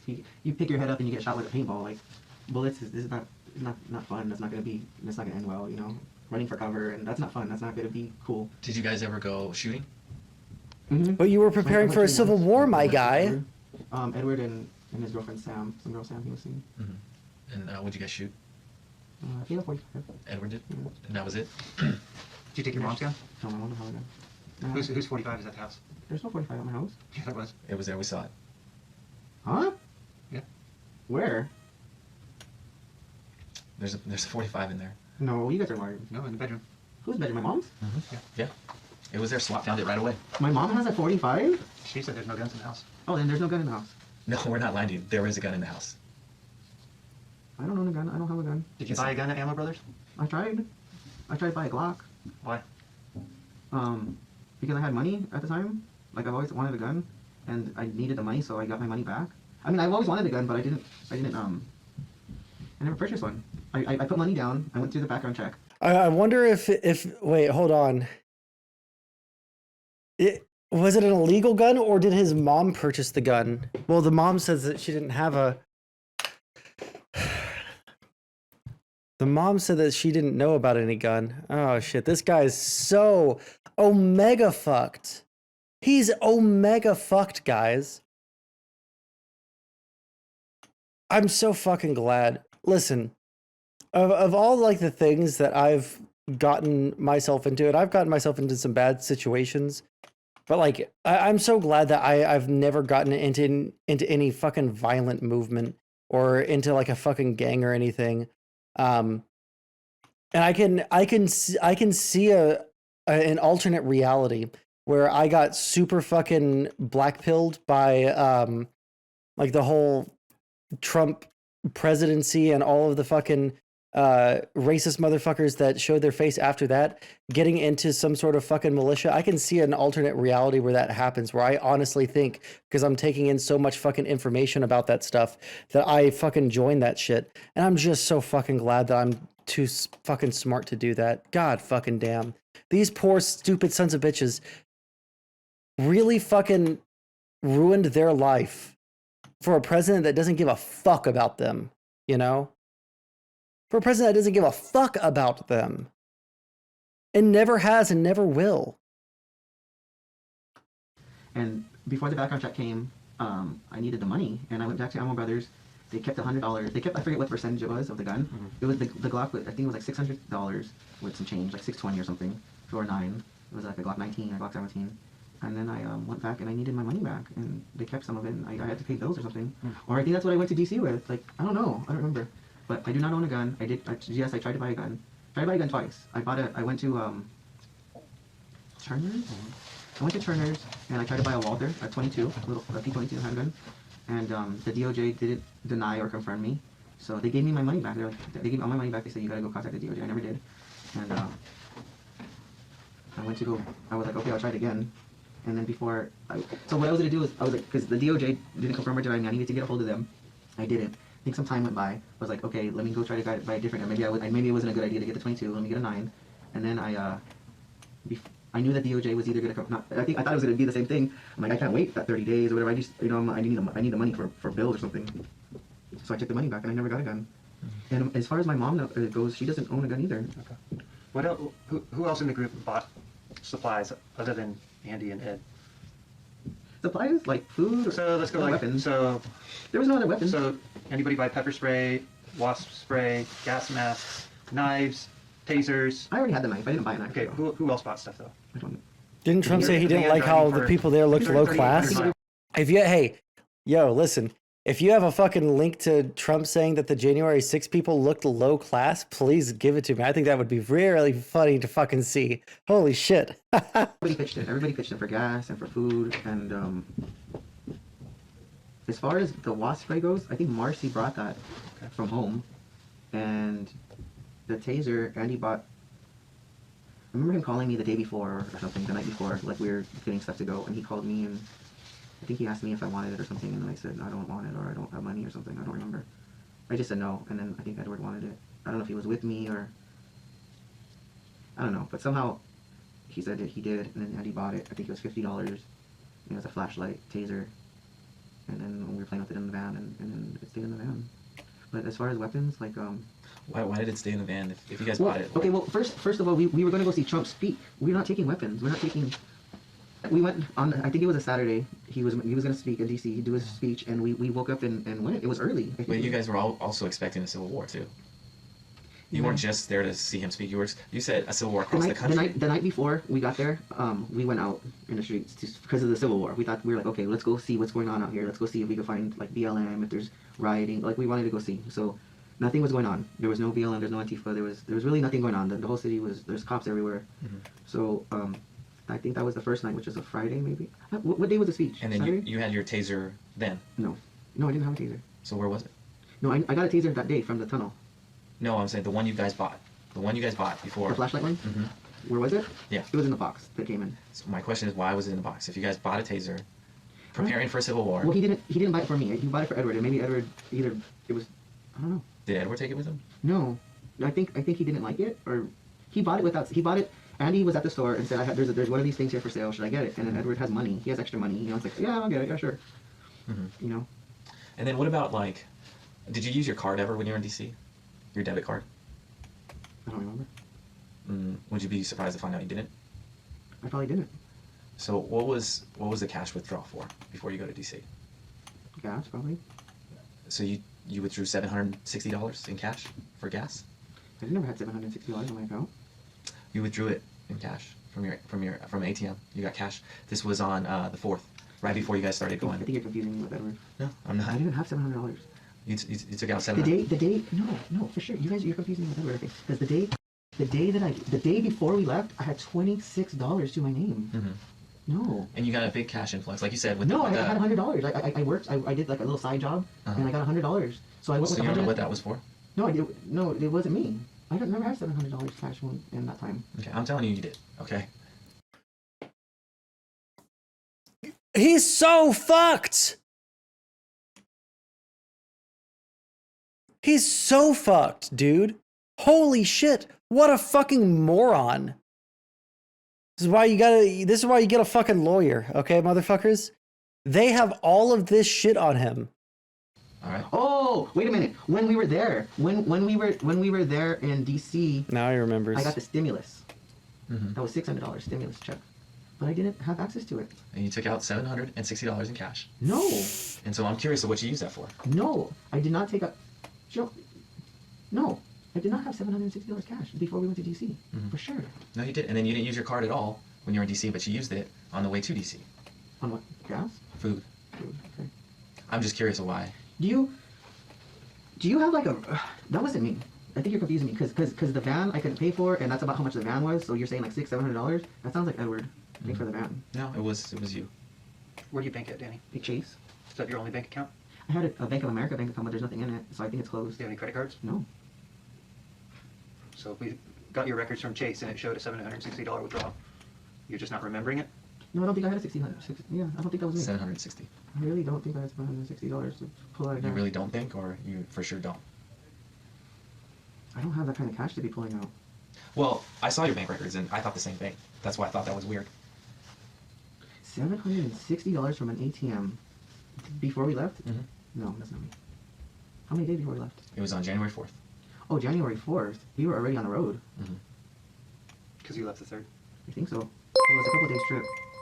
So, Hey, how's it fucking going? Big ol' raid from Chud Logic. How's it fucking going, my friend? How's your stream? This is the gaming stream, all right? No politics except for the January 6th interrogation that we're watching, which is a lot more interesting than I thought it was going to be.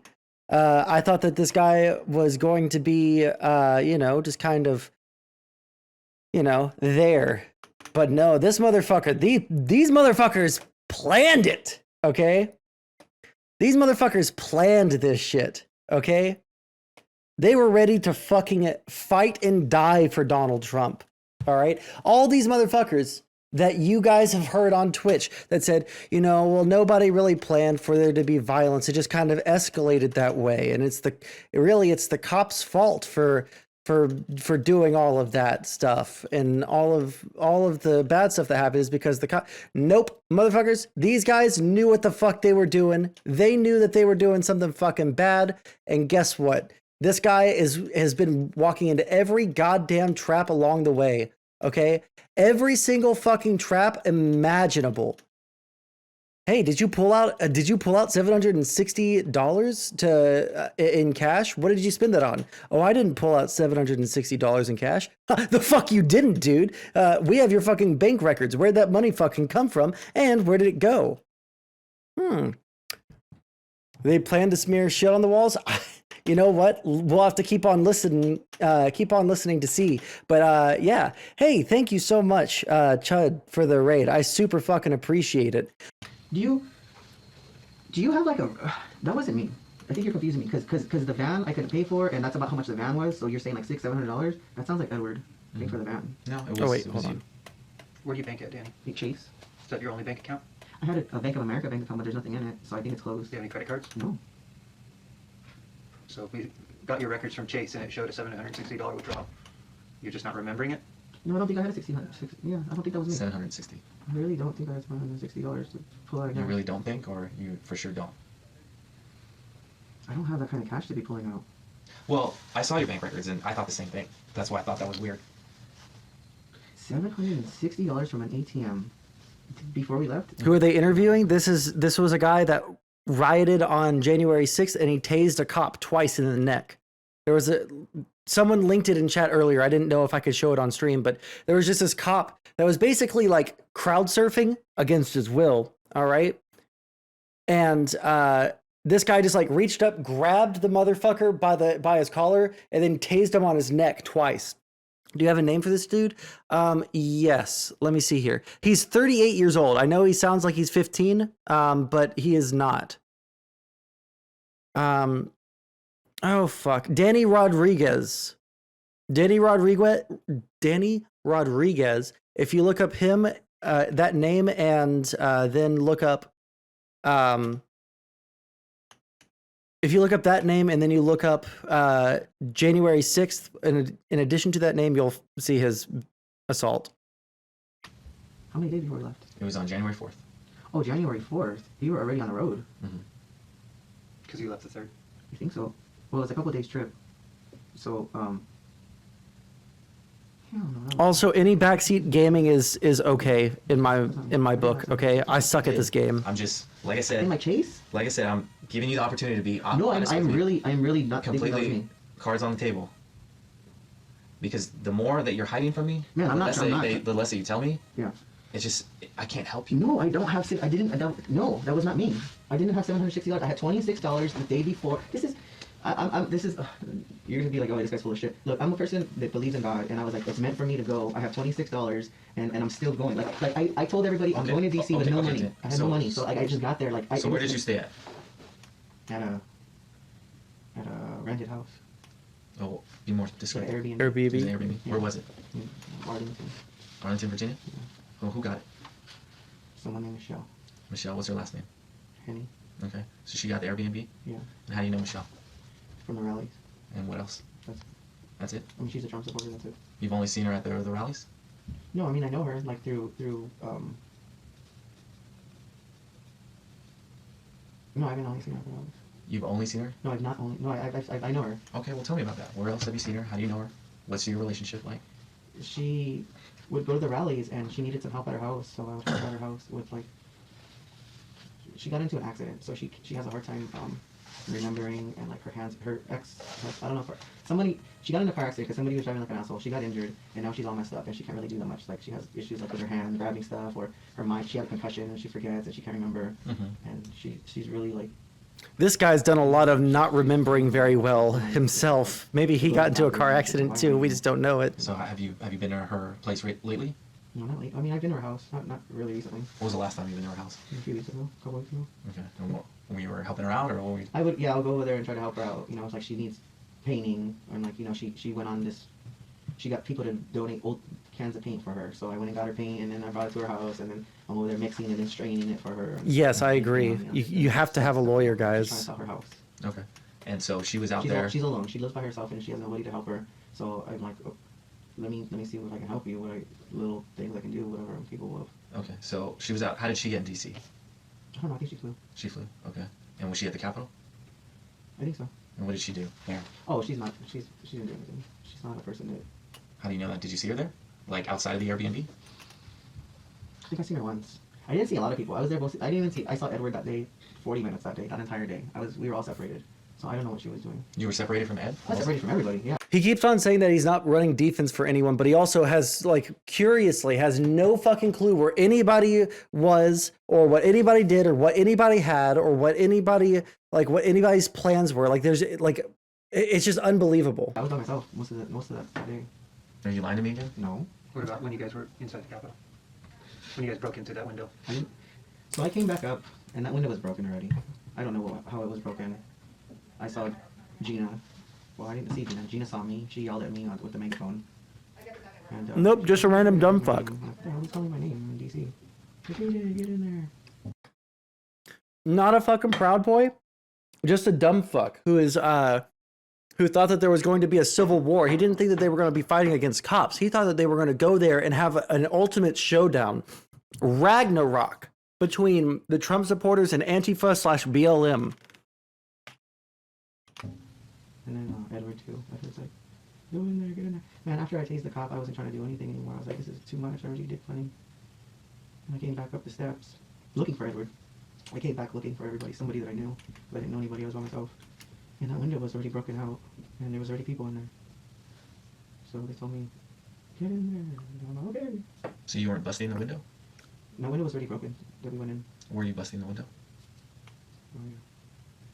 What did you use to bust the window? I don't know, somebody was busting it, and I decided to help them. It was like a metal pole.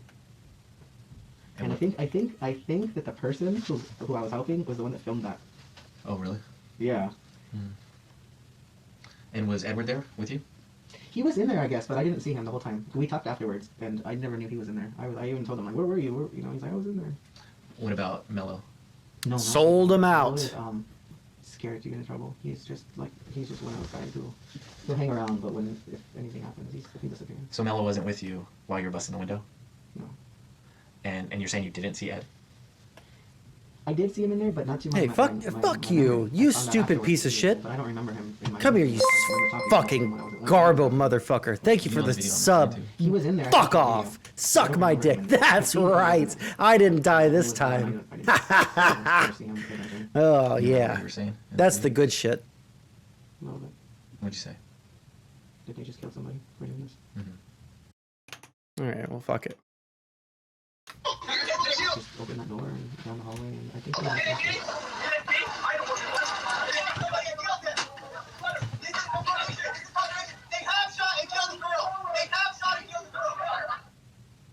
Is that you?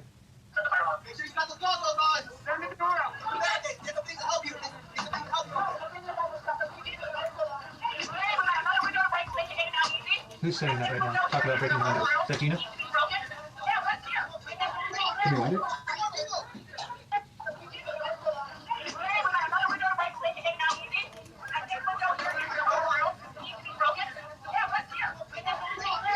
Is that Ed right there? Yeah. Tell me what you're doing. Just give me some narrative.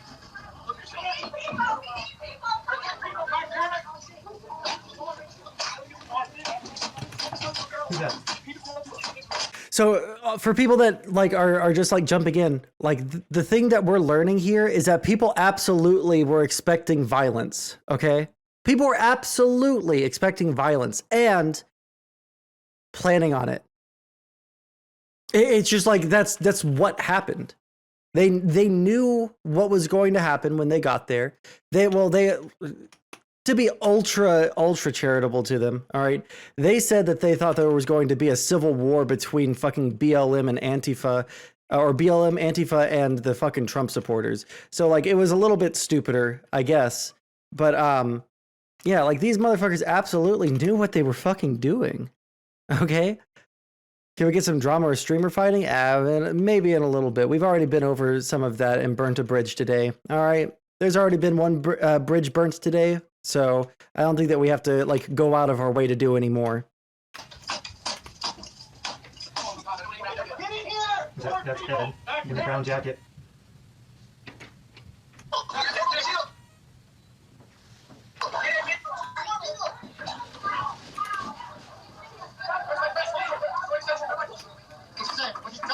Tell me what you're doing. Just give me some narrative.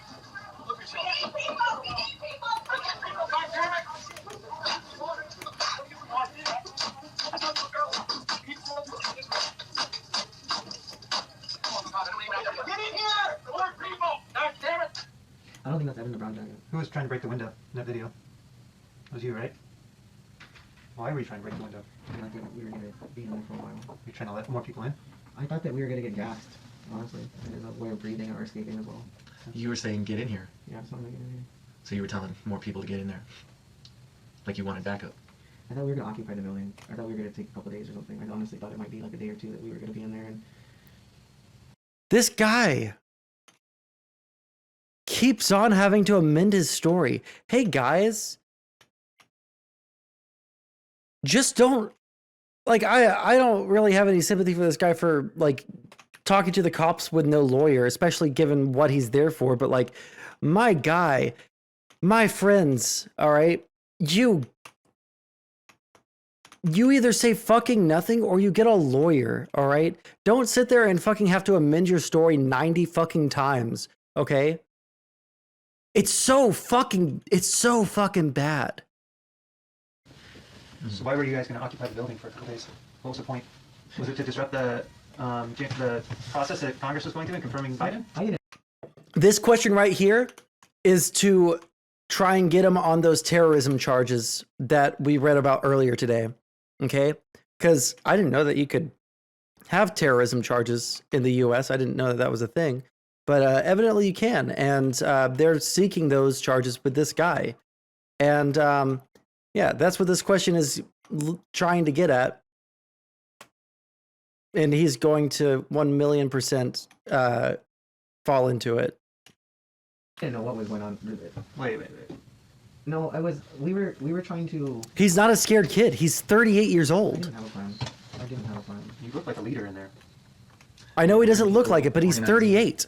Moving furniture, busting windows, letting people in. Telling people to put their goggles on. It looks like a combat situation. Gotcha, Seattle. You just I thought that it planning to was. stay there for a couple days to take over No, the no, United no, States thing. Capitol. Not like I don't have food, water. I'm not planning on staying anywhere for any. I just didn't know. I thought you were going to be there for There was a couple lot of days. things. No, yeah, right. I thought it was a possibility. I thought it was possible that this might. Why I didn't know. Why were you We guys didn't know. trying to take the Capitol? Because we felt that they stole the election. We felt that they stole this country. That it's gone. It's wiped out. America's over. It's destroyed now. And so if you took the Capitol, then what? I don't know. We just thought that. Yeah, I don't know. I understand what it's very stupid and ignorant, and I see that it's a big joke that we thought that we were going to save this country. Yeah, no, he's 38 years old. I don't know why he sounds like that for 38. I don't know. I don't. So Thank you for the gifted we sub. can put in our report Sexy. that you told us that But I won't tell you. you and Ed entered the Capitol, and you guys you personally attempted to break another window to provide you guys the ability to stay there if you needed to for a couple of days in case there was gas, that you would let the gas out. It wasn't to provide us for days to stay there. I just thought that it was. Okay, I don't know the floor plan to the Capitol. So when we were in that, we go in through a window that's not like an access normally. Like Sure. like when you go in that room, there was no I don't know how like you had to go through the whole building to get around upstairs or something to get into that room. Mm-hmm. So I didn't know what was on the okay. So there was like a lounge or conference room or like it wasn't somebody's personal office. Right. It was just like a table and chairs or something, like a coffee table. I don't remember. I know Thank you so sex much. is, I need to but refix my audio on the gift subs and all the. Your environment Seattle gifted a tier 1 sub to Killer Saig. They have given 8 gift subs in the Killer channel. Saig. Thank you so much. And then a door. And when you showed me that video, I don't even remember it being like that. I thought that there was stairs to the right and they went down. But in that video, there was a room. I don't know how. Okay. I don't know, but I thought that there was gonna be a bunch of like tear gas, and we were gonna get trapped and not be able to breathe. And it's like. But you went into the Capitol with an intention to disrupt Congress, right? I mean, you were trying to I didn't- stop what was going on. You were stopping the steal. That was the whole point, right? I literally didn't know that there was Congress. They were voting that day. I found out afterwards that there was a session that stopped, and then they went back and resumed a session or something. Didn't Trump talk about it in the speech? You were there for it. He said to go to the Capitol and let them know something like. So you assumed when you went to the Capitol that Congress I wasn't. should have been there. I never once intend. I didn't know I was going in the building until. Until you did it. Yeah, I wasn't. I didn't have a plan. So here's the question, correct? President Trump had said, "Go down there and let them hear your voices," right? Yeah. And so you show up to the Capitol, Mhm. and you're under the impression that there may be people in there that want to hear your voice. So that's why you guys went and protested on the outside. And then you went inside. There could have been people in there, right? Other than the officers. I don't know what the. I don't know a lot about government. That I don't know what's going on the Let me basis. explain something you clearly know about. Were you legally inside the Capitol?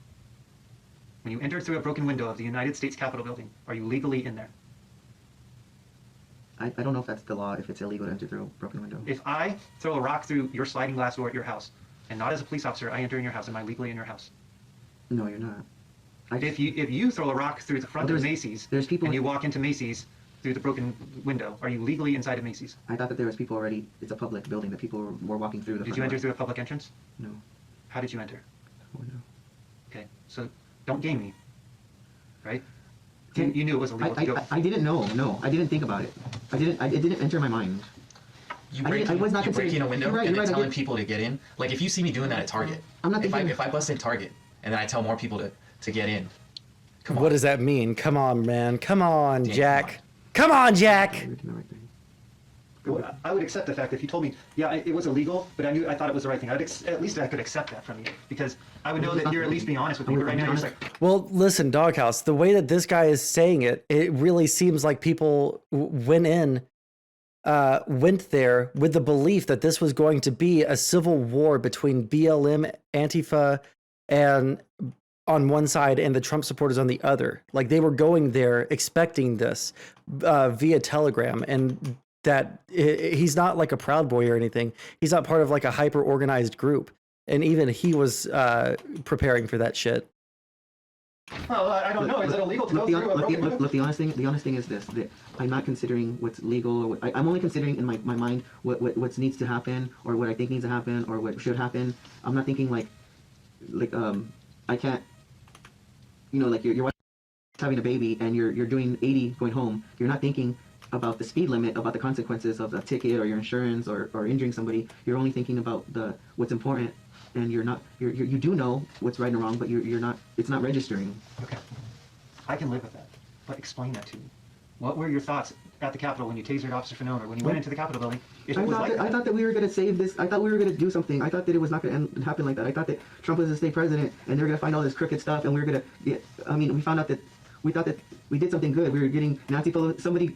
It was rumored that Nancy Pelosi got her laptop stolen, and that they found all this evidence on it, and it was a secret plan. We were like, we were a distraction. We were put there to go distract, and so somebody can go get Pelosi's laptop and then get all the intel, and then we could just bust everything and find the truth, and it'll be all exposed, and we'll see that she's corrupt or some kind of evidence. And we thought we were part of a bigger thing. We thought we were being used as a part of a plan to save the country, to save America, to save the Constitution, and the election, the integrity. Like the ends justify the means kind of thing.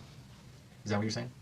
We thought it was okay to do something wrong or illegal. Yeah, it's like they cheated with Trump and they did all the elections. They're like, oh, Trump is so bad, where anything is okay. And so now it's okay.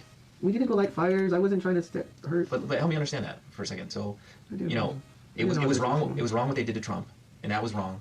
So it's okay to do illegal things to right that wrong. Fuck. Am I trapped. right? Is that look when we talk about 1776, we see that there was a lot of violence.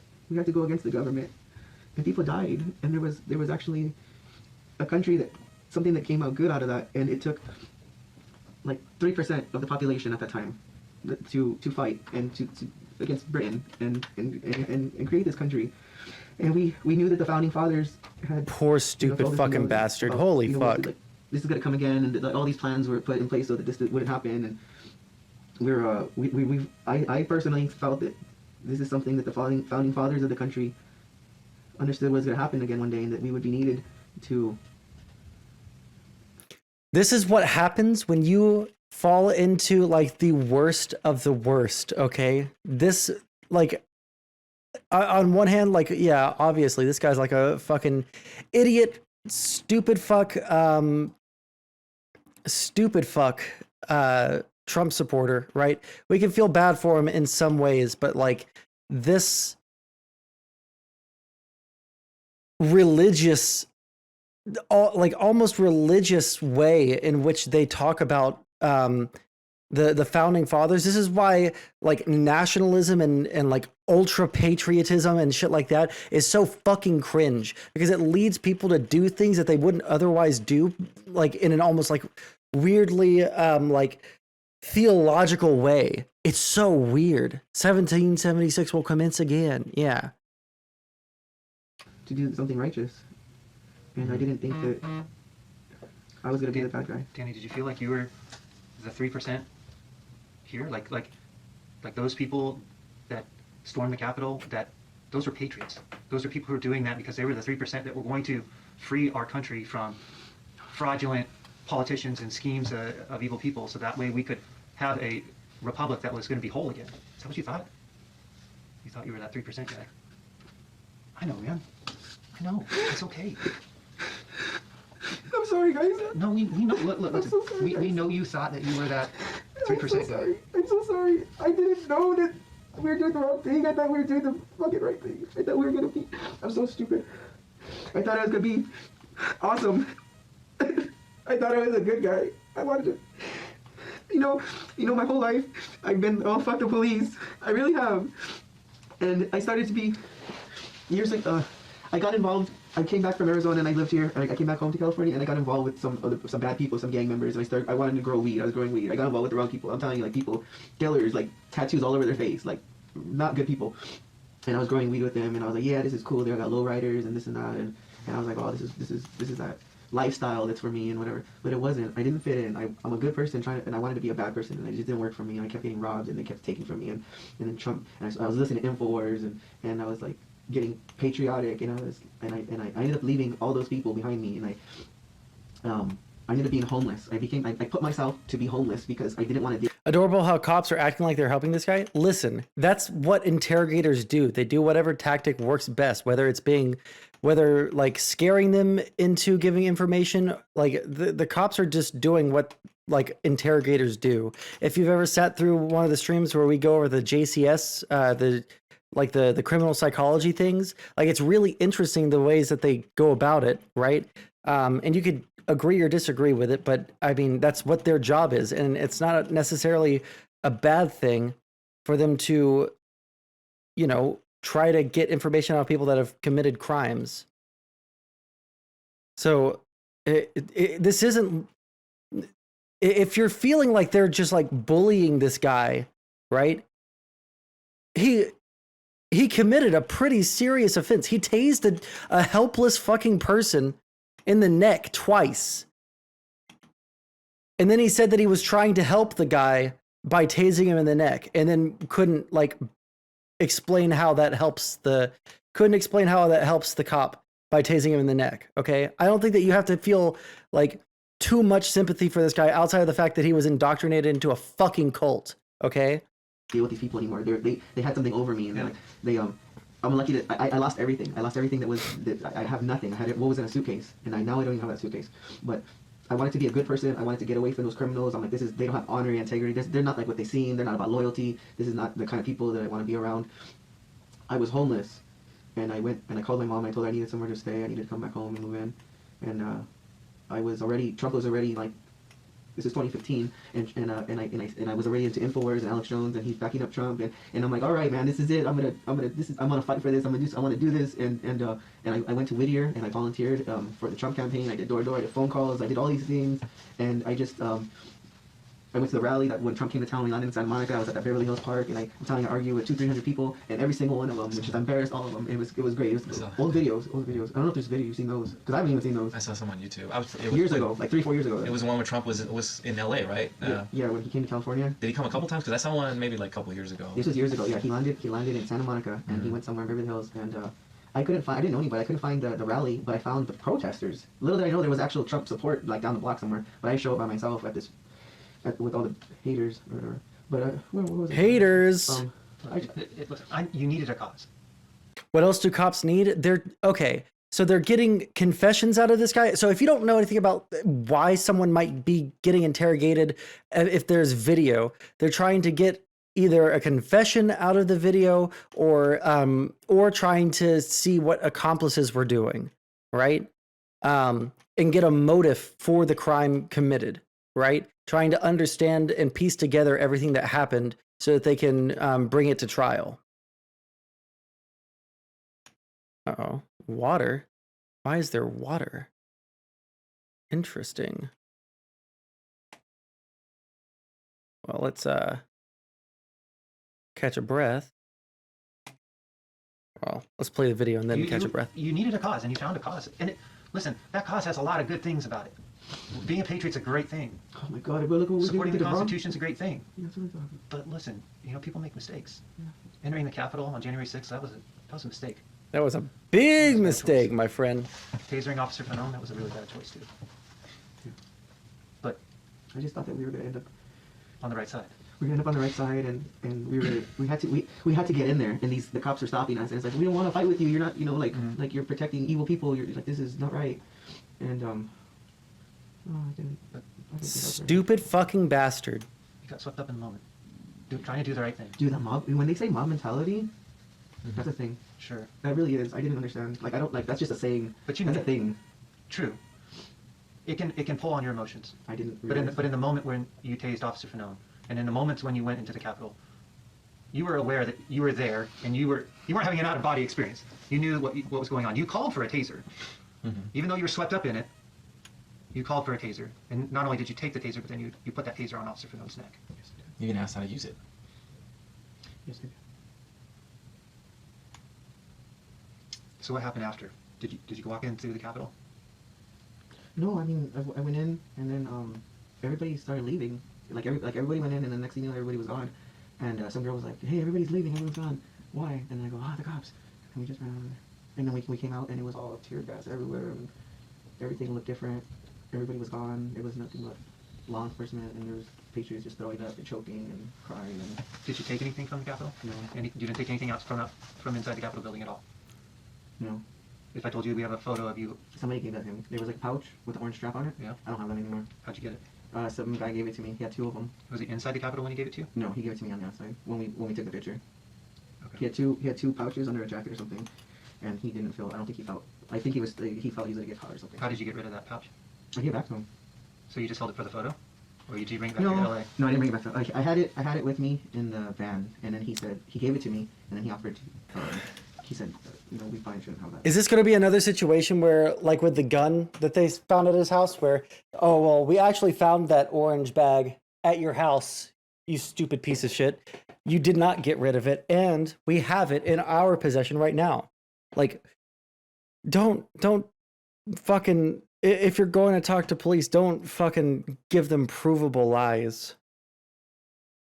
So where did you offload it? I gave it back to him. He Where? Like, where were you at? You said it was you had it in the van. So was it in D.C., in Virginia, in Texas, in California? No, it was in D.C. somewhere. I don't know where he got rid of it. I think he just threw it in the garbage in like a trash can. At the Airbnb? I think so. Who was it that gave you those pouches? I don't know his name. He has a beard. He was with you at the Airbnb? After. He didn't stay there. And then what do you do? Shut the fuck up. Anything else. How did he get invited back to the Because Airbnb? we recognized his face from Beverly Hills. So he's from LA. Yeah. Who is he right here? Oh. This Doghouse. guy right here where you can't see him. There's a person right here. A person where? Where? There's a person in here somewhere.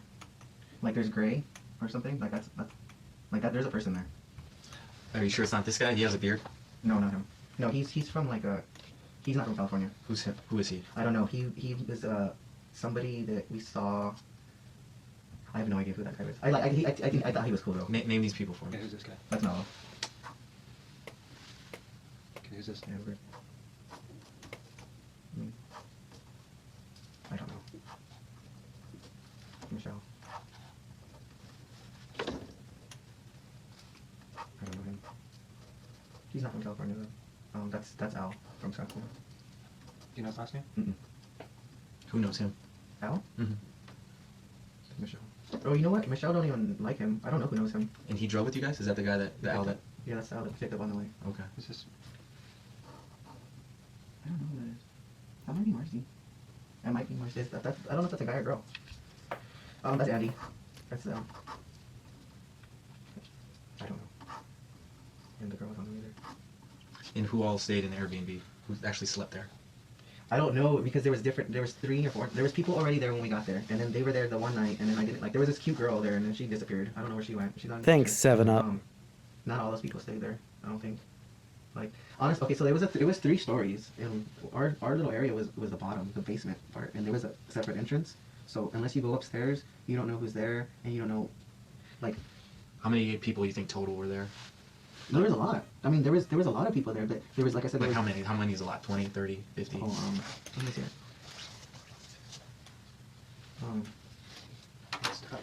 Maybe like less than 20. Less than 20? I mean, if there's 10, 11 people right there. So just an additional Like 10? Yeah, maybe at the most. Can I use the restroom too? Yeah, hold on. You wanna...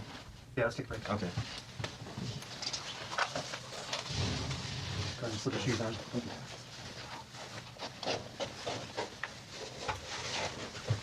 Let me go clear it for us.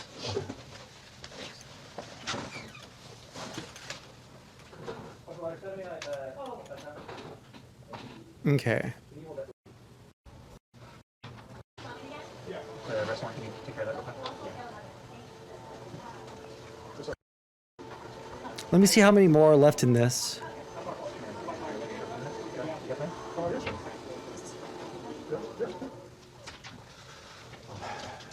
Well, let's see if speeding up to 1.75 is. You got paperwork over here. Yeah, good. Okay, so yeah, I have a question for you. I mostly work international terrorism cases, so I work like the ISIS and stuff like that. So I don't deal a lot with stuff going on. Right? But what I do want to know about, you said something that's interesting to me, and I know very little about it. But I know that there's this group that's like 3% group. What is that about? The 3% group is something that they lie about. They tell you what it is, and it's not that. What it is it's just... It's a fucking domestic terrorist organization. That overthrew the former British government. Right. Now that would include all of our founding fathers, everyone we've ever heard of, George Washington, Thomas Jefferson, all of them, right? Mm-hmm. So that's all. They were all the three. They were just. That's all it took was the 3%ers. And when Trump was at his peak, way more than 3% support. So so we figured like, hey, they only need 3% of the population to overthrow a corrupt government. Yeah. So when you say 3%er, we see ourselves as people protecting the country. Okay. Like we're the 3% who are willing to do something, and not just watch it. So how does it? Is it like a group or? There is an official, I believe, 3%ers, which is supposed to be the people laying in wait, right? Like, oh, we're ready to save this country. Well, we're ready to do something. But a lot of them are just behind the keyboard and just like keyboard warrior kind of thing. Yeah, and then there's other people who don't consider themselves 3%ers who went to DC and maybe they did start in Capitol and maybe they're considered the 3%ers of today. So you had a 3% sticker on your car, on your black Infiniti, right? Mm-hmm. So what did that signify to you? It signified the Patriot movement, the original Patriots that love America, our founding fathers. That's what it symbolizes to me, the people who actually stood up to create this country. Mm-hmm. That's what a 3%er is to me, somebody who was just... Did you have any did you go to any meetings with people that were 3%ers? No. Or were you any part of like a Telegram channel that had 3%ers in it? Or? No. As far as I know, of everybody I know, I would be the only one that would say I'm a 3%er. Like, okay. One second, I'm gonna refresh and see if I can't use this extension. Did you go to any meetings with people that were 3%ers? Or were you any part of like a Telegram channel that had 3%ers in it? Or? No. As far as I know, of everybody I know, I would be the only one that would say I'm a 3%er. Like, claim it or put a sticker. I don't know anybody that has a sticker or a shirt or tattoo or meetings or I have never met with any militia or. Okay. I'm just by myself 3%er. So how did you come into know about 3% stuff? I think I'm I think. Are you on any channels like Reddits or any 4chan, 99chan, 8chan, that stuff? You do any of that stuff, or what kind of communications do you use? Like Telegram, right? No, recently on Telegram. So you had we talked about what's the name of the Mega Gang. You said there was another one that you used, another the Constitutional Patriots. Patriots 40. Patriots Forever. Patriots Mega 45 or something like that. The name's changed. I don't know. We were. Hold on. How does this fucking extension work? Playback speed, silence speed. Let's just put that at 2.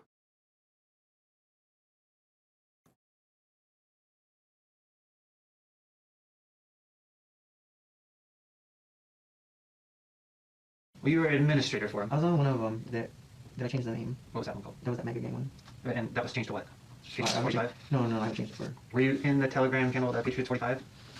It's like Patriots 40, Mega 45 or something like that? Maybe. I don't know. If I told you, somebody told me that you were the administrator for that? Oh, I've only been an administrator for that one. Okay. What's your handle on Telegram? Do you have a handle you use? Yeah, it's I think it was Trump Mafia 1776. And is that the only handle that you use on Telegram? I made a new one. What was the new one? My name is Sonny, SONNY. Days, DAISE. Outside without a T. That was for you, for the FBI. Why? Sunny Days Outside. That's what I want. Okay.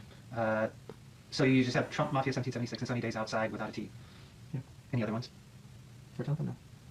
What about, what other channels or platforms do you use? Instagram, Twitter? I have a YouTube. That's about it. I mean, yesterday or the day Oh, before. a fellow content creator. Okay. A new app for Instagram, but I haven't set it up. Or what's the other one? Yeah, Instagram. I mean, I started one, but I don't even know if the profile's filled out. So Facebook? I have a Facebook, but I don't go on it. I haven't been on it since January. What about Twitter? I have a Twitter, but I haven't been on Twitter for a couple years probably. Do you remember any of the YouTube, Instagram, Facebook, or Twitter handles? My YouTube is... I'll have to play around with the settings of it later. Trump Mafia, I think. Any other ones? I don't remember Twitter. Twitter was probably just DJ Rodriguez. Okay. And what was the other one? Facebook? Instagram or Facebook? Facebook is Gina Rodriguez. Did you have any spam accounts? What's that? No. Spam accounts are alias accounts? You just have one account on each of these platforms other than Telegram? Alias accounts? Or multiple accounts? Like, some people have 5 YouTube account channels. I had another YouTube account, which is my original, but they kicked me off. What was that one called? That was, that's just my name. That's just my normal one, Just Daniel Rodriguez? Yeah, I think so. I don't know. But my email is Donald Jefferson, Oh, shit. and I think it was under Donald Jefferson, and they kicked me because I had to make a new email address to get back on YouTube because they wouldn't let me on YouTube because of whatever videos I was liking or commenting. Donald Jefferson at Gmail? Donald Jefferson 82 at email. Did you only have a Google email account? Did you have any other ones? I have another email. It's the Trump Mafia 1776, I think. At Gmail? Yeah, I had to make that one just for YouTube. So I can get on YouTube. God damn it. Did you have a Yahoo or Oh, I had Yahoo. Outlook? No, I mean, no. You did have a Yahoo account? Oh, God, no, like, no, I don't think I did. Okay. It would have been like 15 years ago or something, I don't remember. It's only 2 email accounts that you know of? I'm not going to find more email accounts on your electronic devices. No, just Gmail. It's just the Gmail. Which Gmail? The Donald Jefferson 82 is my main email. What phone platform? So into the cult that he has his email named after Donald Trump. God damn. 66935-5176.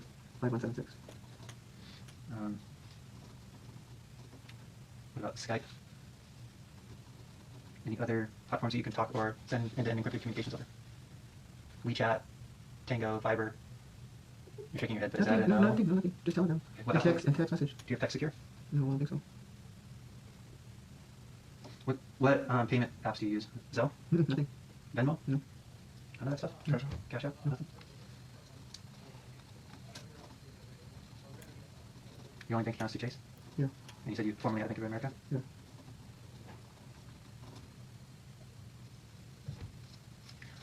With the other people in your group, Mello or Ed, Michelle, how did you communicate with them? Hey, thank you for the gifted sub, Killer Seek. Over like iMessage or over text message with Telegram? Sometimes Telegram or just regular message. But Just I regular text. Open won't text. tell you. Killer Psych gifted a tier 1 sub to 20_7_up_20. They have given 6 gift subs in the channel.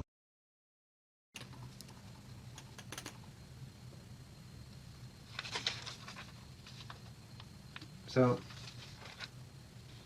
after you left the Capitol and you went back to Airbnb, then what happened? Nothing. We came back. What day did you leave? The next day? The next morning? Okay. Yeah. And who all was in the van coming back? The same people. Okay, so Marcy, Andy, Ed, Al, Mello, and you? Wait a minute. Elle wasn't there. I think Elle flew back. Elle flew back, and we took his stuff to his house for him. His luggage or whatever he had. He brought too much stuff. Did he have any souvenirs he took from the Capitol? No. As far as I know, nobody took anything home from the Capitol. Let's talk about who did you meet up with from your LA area, people that you knew. Who did you meet up with over in DC? Or who did you know that traveled from LA that was part of your group that you knew was in DC at the same time you were? It was just the girl Kayla, Chris Salmani, some guy named Sana. Sana? Yeah. Okay. Who? Did you say Sond? You know a lot fuck. of people though. I mean, I've been busted. You go to all the rallies. Gina was there. Gina. Did you talk to Gina before she got arrested? Mm-hmm. What'd you find out from her? Nothing. I mean, we just said hi. I mean, we didn't talk about anything else. I don't really know her that well. Did you go over to her house? I've been to her house. After January 6th? Have you been to her house? Yeah, I went one time. Yes. With Ed? No. With who? Gabe, the guy who turned a rat. What do you mean? The guy who's snitching on everyone. He's a Trump supporter, but he used to always pick fights with BLM and Antifa, and we always have problems with him making us look bad, and he was wanting to get violent, and now he's turned on us, not me. What happened when you went with Gabe? Fake fan. Ratting them all out. It was just like a touch base. It was just like, hey, you know, we made it, we're back. Everything's okay, are you okay, kind of thing. What is Gabe going to say happened? I don't know about that guy. I mean, I haven't had contact with him, and he was really quiet. He looked like he didn't like what happened. He was just kind of staring at the floor a little bit or something, like sitting on the couch quiet. And Gina and I were talking about DC, and he was just quiet. And I mean, and then he laughed. And I laughed. Like a I don't know, cuck. 30 minutes maybe. Scared of the So you man. realized that you told her not to say anything about you being at the Capitol? Yeah, I mean, Is that what you guys talked about? I guess. Yeah, I mean, we're like, don't talk about this, and don't tell anybody. And Did you threaten her? no, But you told her not to say anything. I didn't tell her. I mean, I think it was. No, I don't even think I told her not to say anything. I just think it was just implied and so assumed or implied that. Well, tell me what you said, because I don't want to put words in your mouth. Tell me how the conversation went. I really didn't talk to Gina too much. I mean, we were over there and just talking, and I was smoking some weed on her patio. That's it. And, I didn't threaten her or tell her anything. Tell her to do anything. but you guys did talk about not saying anything to the police about what happened in D.C. We weren't even talking necessarily about not telling the police. We were saying not to talk about this to anyone we know. Just don't tell anybody? Just keep it quiet and don't tell anybody anything, and let's try to live our lives normal. But not really know. Like I said, we thought everything was going to turn out different, and we didn't know that this was going to be like this. It was all a second thought. We weren't thinking about, let's just go do something and get away with it after. We just didn't even think about, I didn't even think about what we were going to do. I mean, yeah, I played it in my mind, like scenarios or just my imagination or something, but I didn't have a definite plan, or we didn't work any details out. But I didn't work, you know. I mean, Edward and I would butt heads. He would want to do one thing, I want to do another, and you know, so we're not like, we're just out there just. But that's not true because you kept on saying that you guys were preparing to paintball practice for war. So he wanted, I think he just wanted friends to go out there and be paintball with him, and try using it as an excuse to go train or get in shape or. And earlier when we talked about things you might have done to prepare to go on January 6th, you had mentioned you had done some working out or something like that, running or something, you said? Oh, you know, just yeah, I jogging. Why were you jogging to go back to the Capitol? Because we thought that we were going to be fighting a bunch of Antifa and BLM, and we didn't want to be getting beat up. Okay. When did you take up jogging? Like 6 months ago, 4 months ago, maybe. So like right after the election? Maybe. Yeah, I guess. Around the election, around October, because God, you little fuck, come here. No, I mean, I'm 38. If you don't exercise, you get your body. You know, it took a while for me to get back able to. Like, I couldn't jog. I couldn't. It was looking really awkward, and you know, it was like my muscles weren't there anymore. Like my brain was like run, and like my body was not able to run. Like I couldn't even. So no, I was just trying to get in shape. It's not necessarily like something with like I have all these intentions of, you know, I'm not the commando guy. You know, I'm trying to get it. Look how skinny I am. I know I'm just trying to get in a little shape.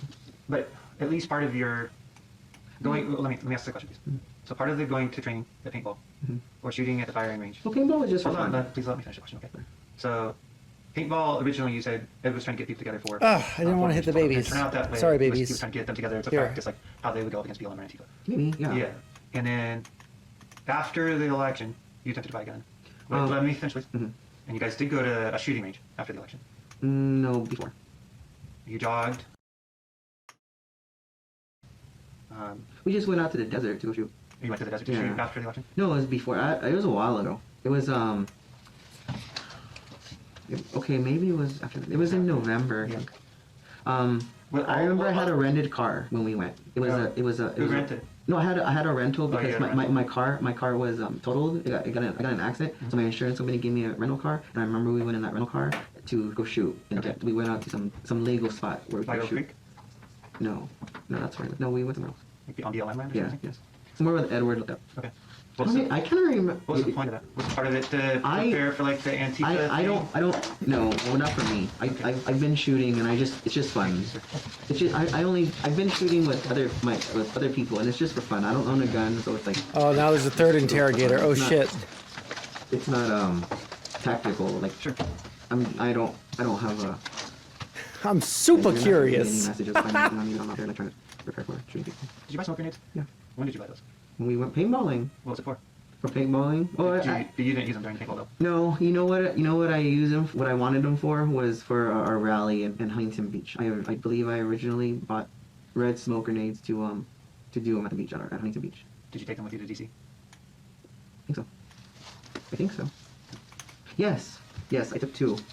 I took 2 smoke grenades because I thought that it would help us if we were trying to escape like BLM or Antifa or something, like they were surrounding us or. Where'd you buy those at? It's a pinball store. Remember the name? Critical.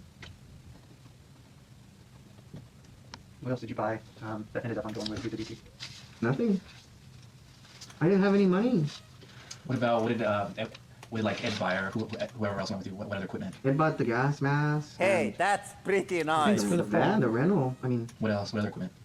Walkie-talkies. Okay. Yeah, that's right. You had that one. Click on your. Yeah, we bought he bought some walkie-talkies. What was that for? What was the purpose of the walkie-talkies? So we wouldn't. Oh, because right before that, I think there was a remember in Tennessee or Memphis or somewhere there was a bomb. Do you remember that RV? And it wiped out all the cell phones. So we thought that it was possible that they might do a bombing in DC, and that we won't have any cell phone communication. So we were just preparing to find each other with the walkie-talkies. That's all. You all had walkie-talkies in DC. Well, there was 4 walkie-talkies, and there was only 2 of them charged. So I mean, I think it was me, Mello, Andy, and Edward. But Mello kept it in his pocket, and Andy's was dead. So it was just me and Ed, and then I think the batteries just because we just bought them. We didn't even charge them, so we were just walking around with dead walkies for most of the day. Okay. So while you were stepped away, we went over his Telegram, YouTube, Instagram, Facebook, Twitter, his emails, his cell phone number, other accounts he uses. And then they left the next morning after January 6th, and it was Marcy, Andy, Ed, Mello, and DJ. Al flew back, and they dropped his stuff off. Al, for some reason, either wanted to stay later or something. He didn't like the drive. Yeah, he was the one from Arizona. Yeah, he was doing all this complaining, so I think maybe like he didn't want to go back, or he was just complaining. The music's too loud. And then he said he met up with out there Kayla, Chris Almonte, somebody named Sana, and Gina. And then we talked a little bit about Gina. He said that after January 6th, he did go to Gina's house with Dave one time, and they did discuss not saying anything to anyone. Okay. So you told Gina that? Yeah, we were just not going to talk about it. Are you fucking gay? Thanks for the follow. So she's not going to say that? I would hope not. What about No, she's a sweet woman. I would threaten. And plus, what I did. Wow, how can I threaten? I mean, if I threaten her, she's just gonna turn me on, right? any? I'm just curious. Any other statements regarding now President Joe Biden? Was there ever a time where you were angry or threatened to assassinate him or say anything? For sure, no. For sure, no. I realized what happened, and I'm talking about before and after. No, for sure, no. Because there's people saying that you did say that. Okay, then you. I'll be completely honest with you. You said what? Because it's What are they saying? We've been talking for a while now. Did I been threatening Joe Biden's? Like, for sure, no. So I need to hear from you. If I was number one, that's like a federal event. Like I already know that threatening the president is a very serious accusation. If you say something on the phone, I think from what I understand, it like might trip up like an automatic thing where you're recorded or something. Did you ever say anything related like I would never live under a Biden regime? I would rather die before that. Over my dead body, I said. If I got the opportunity, I would assassinate Joe Biden. I didn't say that. I said Joe Biden's gonna be president over my dead body. I remember. Yeah, I'm still alive, so I failed.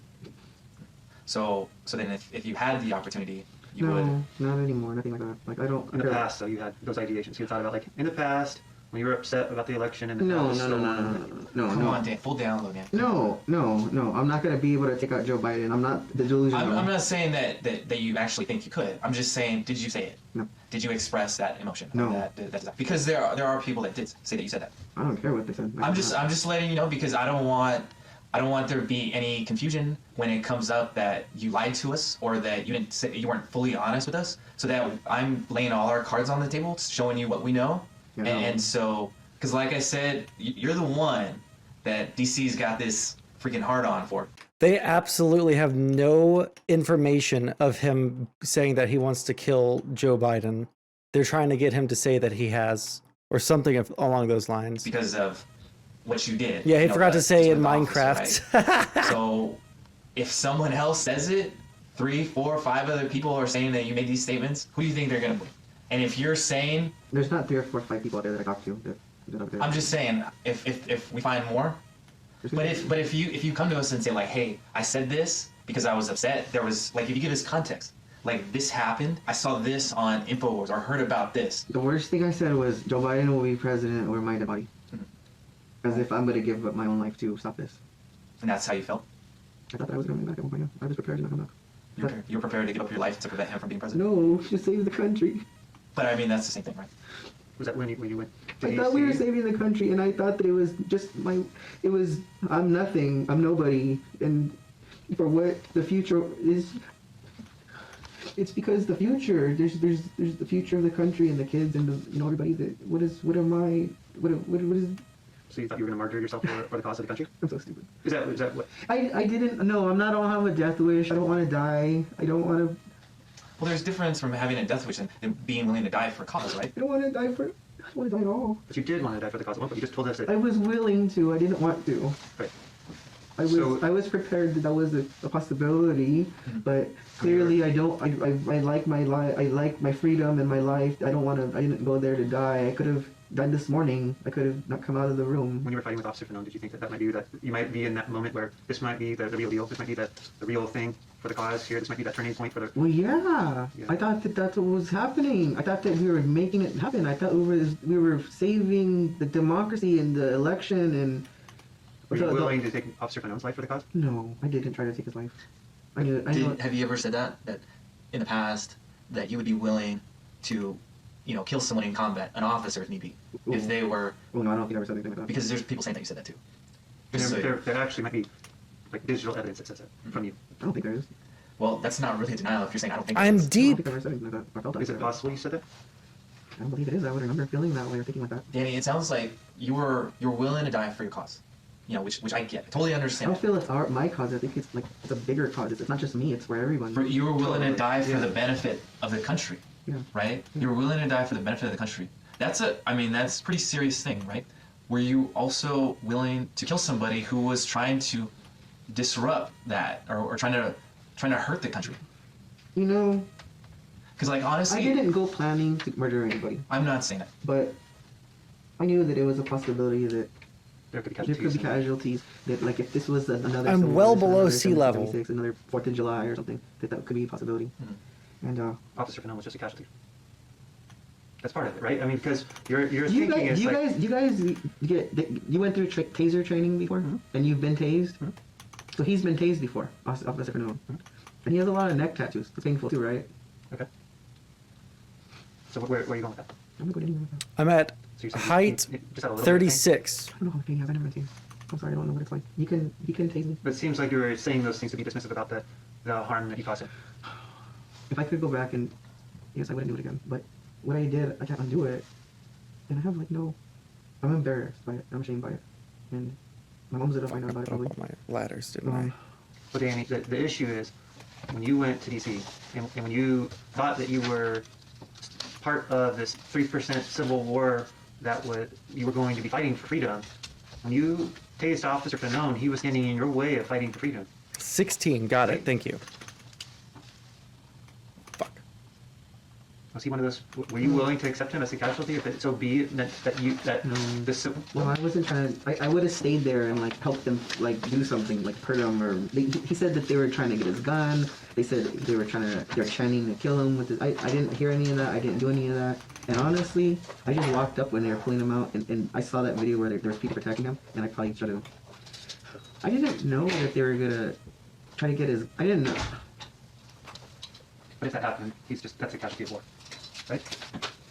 No, I wasn't willing to kill an officer. Let's talk about these people.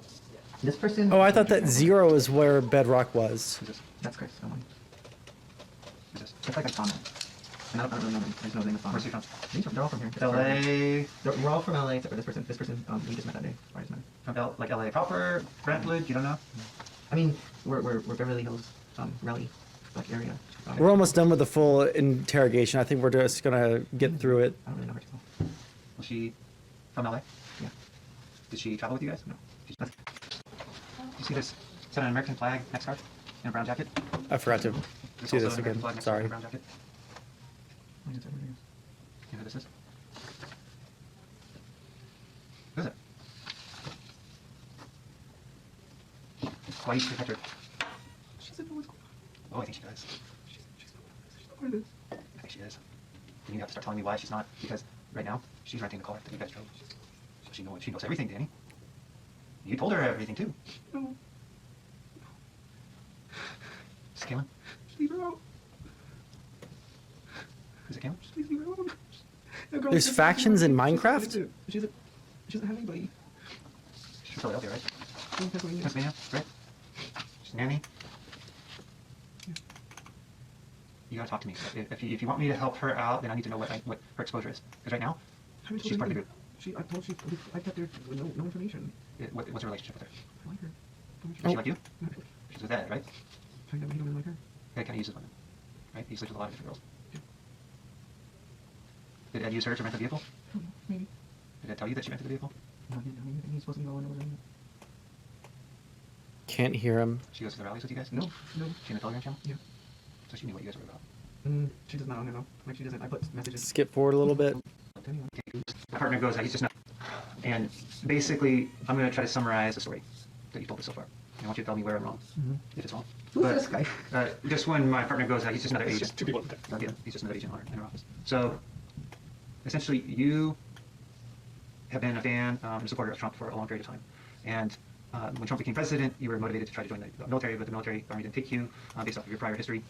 But you volunteered to do canvassing on behalf of the campaign, and then at some point in August of 2020, Holy you started attending shit! Trump rallies, most of them in the Beverly Hills area, but some of them in Huntington Beach and Politicians' houses. and the politicians' houses. And at some point after the election, when it appeared to you that Biden was going to be declared the winner, I didn't think Biden was ever going to be declared winner. but at some point you believed that the election was stolen from Trump, that Trump had won in a landslide, but that those votes weren't being legally counted. And some of that information you got from InfoWars and from some of the other videos that you were seeing of like ballots being moved about in boxes and things like that. Is that correct so far? Steven Crowder and Mark Dice. Okay. InfoWars. Soof. tons of channels of evidence everywhere, overwhelming evidence that it's been stolen, that everything's not right. Right. Need to fix this.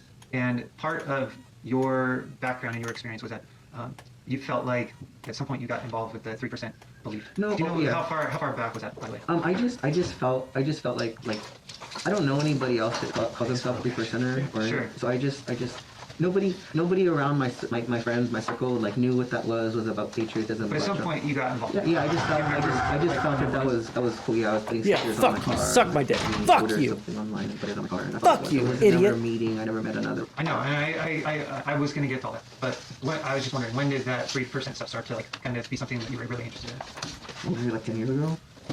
At least like 2013, 2012. Okay, when did you get the sticker for your car? When I got the car. Which was, I don't know the name. I got that car in 2017, probably the black one. Okay, and that's when you put 3% sticker on it? Yeah, I mean, I had an Infowars sticker, California Republic sticker, American flag sticker, even had a Thin Blue Line sticker. I had all the stickers on there. 3% or something, 26. Oh my god! And my summary of what you told us thus far. And then you and some of the other friends that were part of your Telegram and Patriots, whatever the Telegram was, a MAGA gang. And Too much. They're also the group of friends that attends those Beverly Hills rallies had decided you guys were going to heed the call of President Trump and travel back to D.C. Part of what you thought, though, could take place when you went to D.C. was that you guys were going to counter BLM and Antifa were there to... They're fast. Like they had been in other rallies here in California. We were originally going to go protect. The original intent was, a possibility was to go protect the Capitol. From Antifa and BLM. From vandalism and fires. And so you, in order to make sure that you guys were equipped for that because of all your experiences that you lived... That's why we needed the gas mask. The gas mask, the bear spray, the tasers, all those things were because you thought you guys were going to be engaged in some sort of civil war with BLM and Antifa. You arrive by van, you attend the Trump rally the morning of the 6th, and then you go to the Capitol, and you breach through the Capitol area. You end up in the area where the tunnel is. And at some point, you engage with Officer Fanone after receiving a taser from some mysterious person after you called for a taser. You tasered Officer Fanone, you reviewed those videos with us, that you confirmed that is you tasing Officer Fanone in those videos. And at some point, after you tasering Officer Fanone, you end up on breaching the Capitol through a glass window that was already broken. And once inside the Capitol, we showed you that video of you inside the Capitol, and you confirmed that was you that was trying to break the other window open. And you believed at some point you may be there for a while, and so you needed to open that other window for ventilation in case you were tear gassed. But at some point, those things all occurred, correct? That's what you told us so far. Then you left from there. You took a photo with somebody else, the guy outside that had the little... What a stupid fucking... what a stupid fucking cover story. Can we all agree that that's like the stupidest possible fucking cover story? Oh yeah, I broke into the fucking Capitol. I broke the window of the Capitol building so that I could have ventilation when they tear gassed us out. What the fuck kind of excuse is that? But yeah, that's like the stupidest fucking cover you could possibly give. Oh yeah, no, it was just it was just like a crazy coincidence, that I was breaking into the Capitol. It has nothing to do with like what I was trying to do that day. I was just trying to make sure that we had ventilation. Had a little gas bag or whatever it was, hazmat bag. Yeah, when we came out, we took a picture. Took those pictures. He was breaking into the Capitol to get inside, is the point. And it was everybody except for Al came back in the van. And you confirmed, at least in part, that one of Ed's goals may have been for the paintball training was to practice should you guys go up against Antifa or BLM to make sure you guys knew how to work together as a team. I don't know if that was his intent or his goal, but that's what I thought it might be. Okay.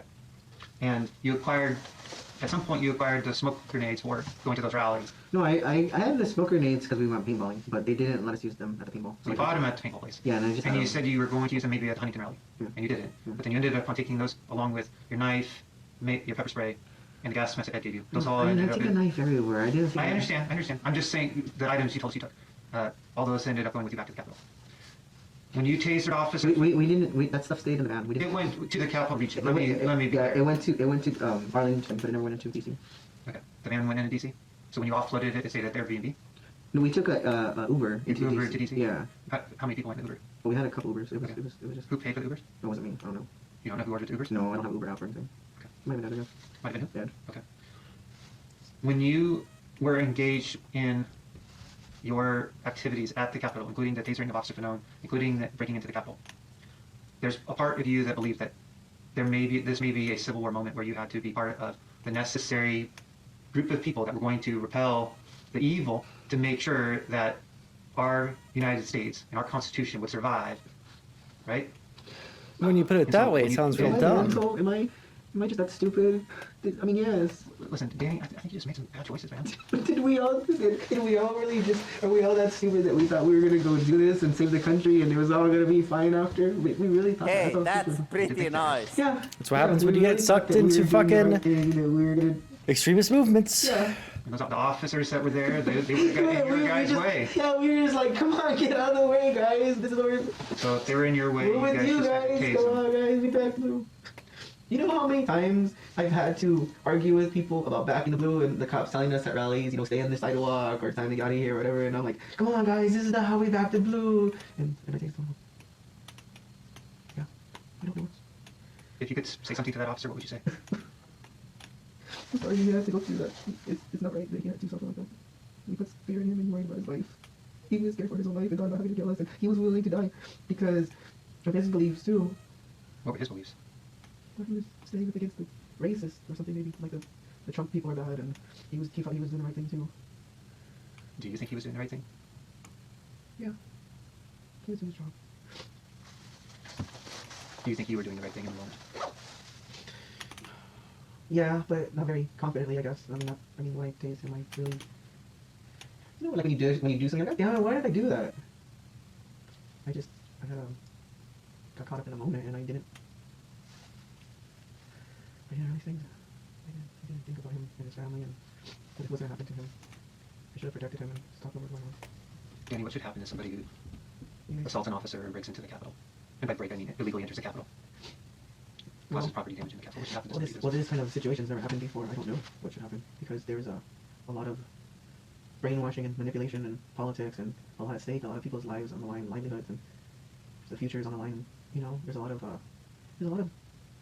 emotions when you get involved when you feel like Sorry, I'm not very good at video games. And, I mean, I'm base at video games. you have a lot Fuck of you. fire that gets lit inside you when you know that like if you see a dog or a child being beaten and it's like you can only take so much before you start to feel responsible for not doing something. On January 6th, did you feel it was your responsibility? I did. I did. I thought that. Yes. I thought that I knew enough, or I knew better, and I thought that I was doing the right thing. I thought it was already different. I thought Trump was the president. I want to, Sam. It's just I get caught up in different things, and I want to be able to do stuff correctly before I go up against you again.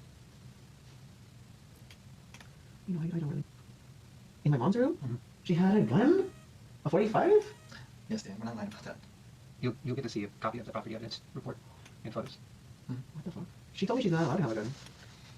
See, when I went first to buy that Walther, and I didn't get it approved for the DOJ.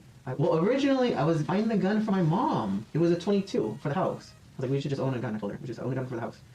And it was a 22. I was like, she shouldn't be scared of that. She should be comfortable with that. And I asked her, and when I told her, I got this gun, I paid for it, but I couldn't get my name. They wouldn't approve me or whatever. And I told her, I would put it in your name. And that's when she told me she can't have a gun. So that's why when you said there's a gun, I believe you. So anything that you want to change? Statement-wise? Nothing fine. Anything you're not telling us that we would be interested in, as far as the involvement of your friends in this? I mean, Edward and I were close at one point, but we don't want to talk anymore. Like I said, I'm not into I don't follow the politics. If you even, I don't know, you guys look at my YouTube. I don't even watch a video. Dan, that's not what I asked. That's not what I asked. Is there anything that you didn't tell us? Like, remember I talked about Liable Omission? Is there anything that you want to let us know so we can tell the prosecutors, hey, actually, Dan came forward and he told us this, and he was being really helpful? I would like to be more helpful, but I don't have any. What do you? I mean, if you ask me, Did you plant the pipe bombs? Did I what? Did you plant the pipe bombs? No, I don't know if there was any pipe. No. You did? No, I don't know anything about pipe bombs. I heard that there was pipe bombs from the news. Do you know any information about other people, other groups that took weapons and did things at the Capitol? Assaulted officers, injured officers? Because that would be information that could help you out. I don't know anything about that. And just so you know, like I said, Danny, complete honesty, we talked to a lot of people today, not just you. We executed a lot of search warrants. They're lying about me saying I'm threatening the president and stuff like that, though. We executed a lot of search warrants, just like we did at your mom's house. We searched vehicles, houses, persons, and phones, and we're going to find those information, those communications, even if it's deleted. The FBI is really good at finding information that's deleted. Because, as you might know, if you delete a text or an app on a cell phone, it's not really deleted. You guys want all those Clinton emails? So I honestly think you should be worried about yourself right now. I'm really worried about. I'm probably what, looking at 20 years or more, 40 years, 50 years. What am I doing? I'm gonna die in prison. No, like the way it works is they take a look at all your charges and they take a look at your prior criminal history and whether or not you cooperated with the government, and all those things count towards credits, either for or against you. And if you go to a trial at the end, then the judge issues a sentence, or if you plead out beforehand, then you negotiate a plea deal with the U.S. Attorney's Office. So it can go a lot of different ways. I can tell you right now, I think on the assault on a federal officer, I think your exposure, the sentence max is 20 years. But that's the statutory maximum that you would get if you had busted through the charts and all the offender scores and everything like that and had no cooperation credits. So that doesn't mean you're going to get 20 years. What you're actually facing is something underneath that, but what that will be, it all depends on what your criminal history is like. Like I said, if you cooperated with the government, if you entered in a plea agreement or not, all those things. And that's all stuff you have to talk with your personal attorney over. I have a good previous history. That's why I was telling you I was trying to help you out, and that everything you need to tell us has to be the absolute truth and all the information. It is. Okay? I'm just giving you the free pass now, let you know. It's been. All right? I have not. If there's something that we look at that isn't mixing with your statements, or cell phone texts from Ed's phone, or Frischkorn's phone, or Reich Schneider's phone, or you want me to go on? Let's get with that. Yeah. You see what I'm saying, though? I'm trying to be all cards on the table right now, okay? And it's going to hurt you, man, and you're already looking at a serious charge. So please let me help you. I don't want you to leave this room and say, shit, I should have told him this. Will this hurt me? Because what you're looking at, you don't want even the slightest chance of that happening. And those other guys over there, they're not looking at nearly what you're looking at. So if you're trying to help them out, they don't need it. You're the one that needs it. Right. They might be willing and dealing already. I don't have any more information that I told you. I've been truthful. I didn't know about the gun, and I've not done any threats. I never threatened Gina. I never or anybody about talking. I've never the worst thing I said about Threw his mom under the bus. my dead body. I remember writing down or saying that. Threw his mom under the bus. She said that she can't have a gun. She's not allowed to have a gun. And he threw his mom under the bus. Oh shit. Oh fuck. That's the only person that I can think of that he's thrown under the bus this entire time. Oh, fuck me, dude. Oof. Ouchie. Me 9. I said, my dead body. I remember writing down or saying that to somebody. And I never, I understand. I'm not dodging you, Sam. Because here I am supporting the President of the United States, Trump. And that's, to me, I've been following Trump for a long time. It's like, I know that guy. I watched him in The Apprentice. And I recognize this guy. I know him, like, almost like an old friend, like someone I'm familiar with. And I don't really see him as a president. Oh, I'm almost at 16. I need to keep going down. I mean, I do, but it's like this is an important person in the world, and I'm backing him up. But what about when he's replaced or gone? Now I'm the enemy of the most important person in the world, or whatever, with all his power. And it didn't register. I'm now the enemy, like as if I'm supporting Trump, but it didn't register in my mind. Like, what if I was against Trump? Like what are the consequences of like trying to overthrow a president or something? You know? And then I find myself in a position like that. Like first I'm trying to be the good guy. I think I'm the good guy. I want to be the good guy. Now I'm like a bad guy. And now it's like I just went after the president of the United States. Like that is not a joke. That's something like, hello, like what was I thinking? What am I doing? Like snap out of it. Like you're going after the highest office out there. Like you're delusional. What's wrong with you? Like FBI, CIA, Secret Service, like all these agencies, marshals, and whoever's out there. It's like now I'm on the enemy list of all them. That's how stupid I am. I didn't realize. I don't know. I just didn't think it was gonna turn out like this. I thought who I thought the good guys were. The good guys were gonna win. And I thought I was a good guy. I wanted to be a good guy.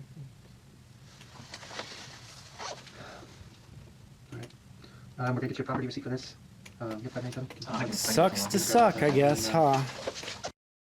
Is there any way to talk to him? No, not right now. You'll be able to when you When you go to jail, Yeah, we're gonna take you down to the courthouse. You'll have an initial appearance today with the judge, where the judge will read your charges, and you'll have an appointed legal counsel for you. And then the judge will order you. You asked for a judge way too late, my friend. What the fuck? Then you'll have legal counsel and all that stuff. So that you'll get access to a phone today. You'll be able to call her. And if I don't know the number? I can try to get it for you. I'm sure one of the agents who was interviewing her got her phone number, so I can write it down on a piece of paper for you. I think it's 786-4860.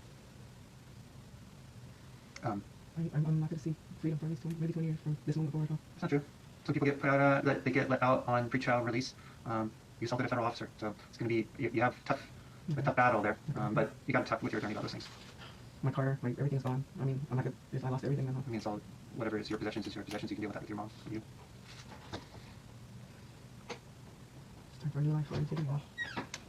At any point, did you delete any evidence, any text messages, any communications after January 6th, thinking that we would be coming to seek that information? Maybe. I don't remember any specifics, but I mean, you're gonna find it. You did delete stuff, though? No, I mean, I just delete stuff. Like, I don't know on purpose or. Did you go through your phone and delete photos or things inside your phone that were taken at the Capitol to try to hide the fact that you were there? Yeah, but it's still on the phone. You'll find it. You did delete it? No, I didn't delete anything. I moved it to an SD card. The SD card's still on the phone. You'll find it. Okay. Why'd you move it to the SD card? Thinking that I would get away with it, but I already knew. Okay. So I guess now it's no point. You guys are gonna get in the phone and find a picture, and you guys find all those other pictures, and It's like one $10 bill, right? Yeah. God fucking damn And it. there's a money form, but he just needs to sign for the property on this. You'll know how to sign the money form when we book it in. So this will be held in our office as part of your property under your case investigation. Cool, buy some soups. No, it won't be in the Bureau of Prisons or in the Department of Corrections property. It'll be in government property here. I'll get a You'll get a check back at the end of the conclusion of your case. And then receipt buys us, right? Yep. 20 years old. Just use it for the bus. Line through all this, just draw it down one of those pieces. Is there really gonna be all these prison cells open for all of us, or what? What are you talking about? Is there enough room for all those 10,000 Patriots? Do you follow QAnon very much? I don't. No, because Just not outside, anymore. and then just right here, one $10 bill. Not anymore. You were in Q at some point? Not really. It was too confusing and clouding misinformation from the beginning. There was multiple Qs, so it couldn't be trusted. Right. But I am familiar with some of the topics of Q, and like the pedophile stuff. Yeah, because you had mentioned something about pedophiles earlier, and so I was wondering if you were into the Q stuff with that. Well, that stuff's been out there for a while. And All that? Are you into that stuff? yeah, the pedogate thing. I was following the stuff before. I need to make a copy of this thing. The receipt? Yeah. Yeah, we'll book it with its property. Okay. Let me make a copy real quick. Was the last time I'll see you guys? No, I'll be around. You in court or what? There's the potential for that, at least later on. Damn. Well, that was fucking something. I'm pretty amazed that was I'm pretty amazed that was released. And I mean, if this is typical of the people that got arrested that day, right? They were just, part of Trump group chats and shit. And they thought that they were going to go and like have a war versus BLM and Antifa. Like if that's what the common thing is, the common thread, then fuck. I think there were more than 130 arrested, right? Yeah, this is so fucking crazy. Big mistake, my friend.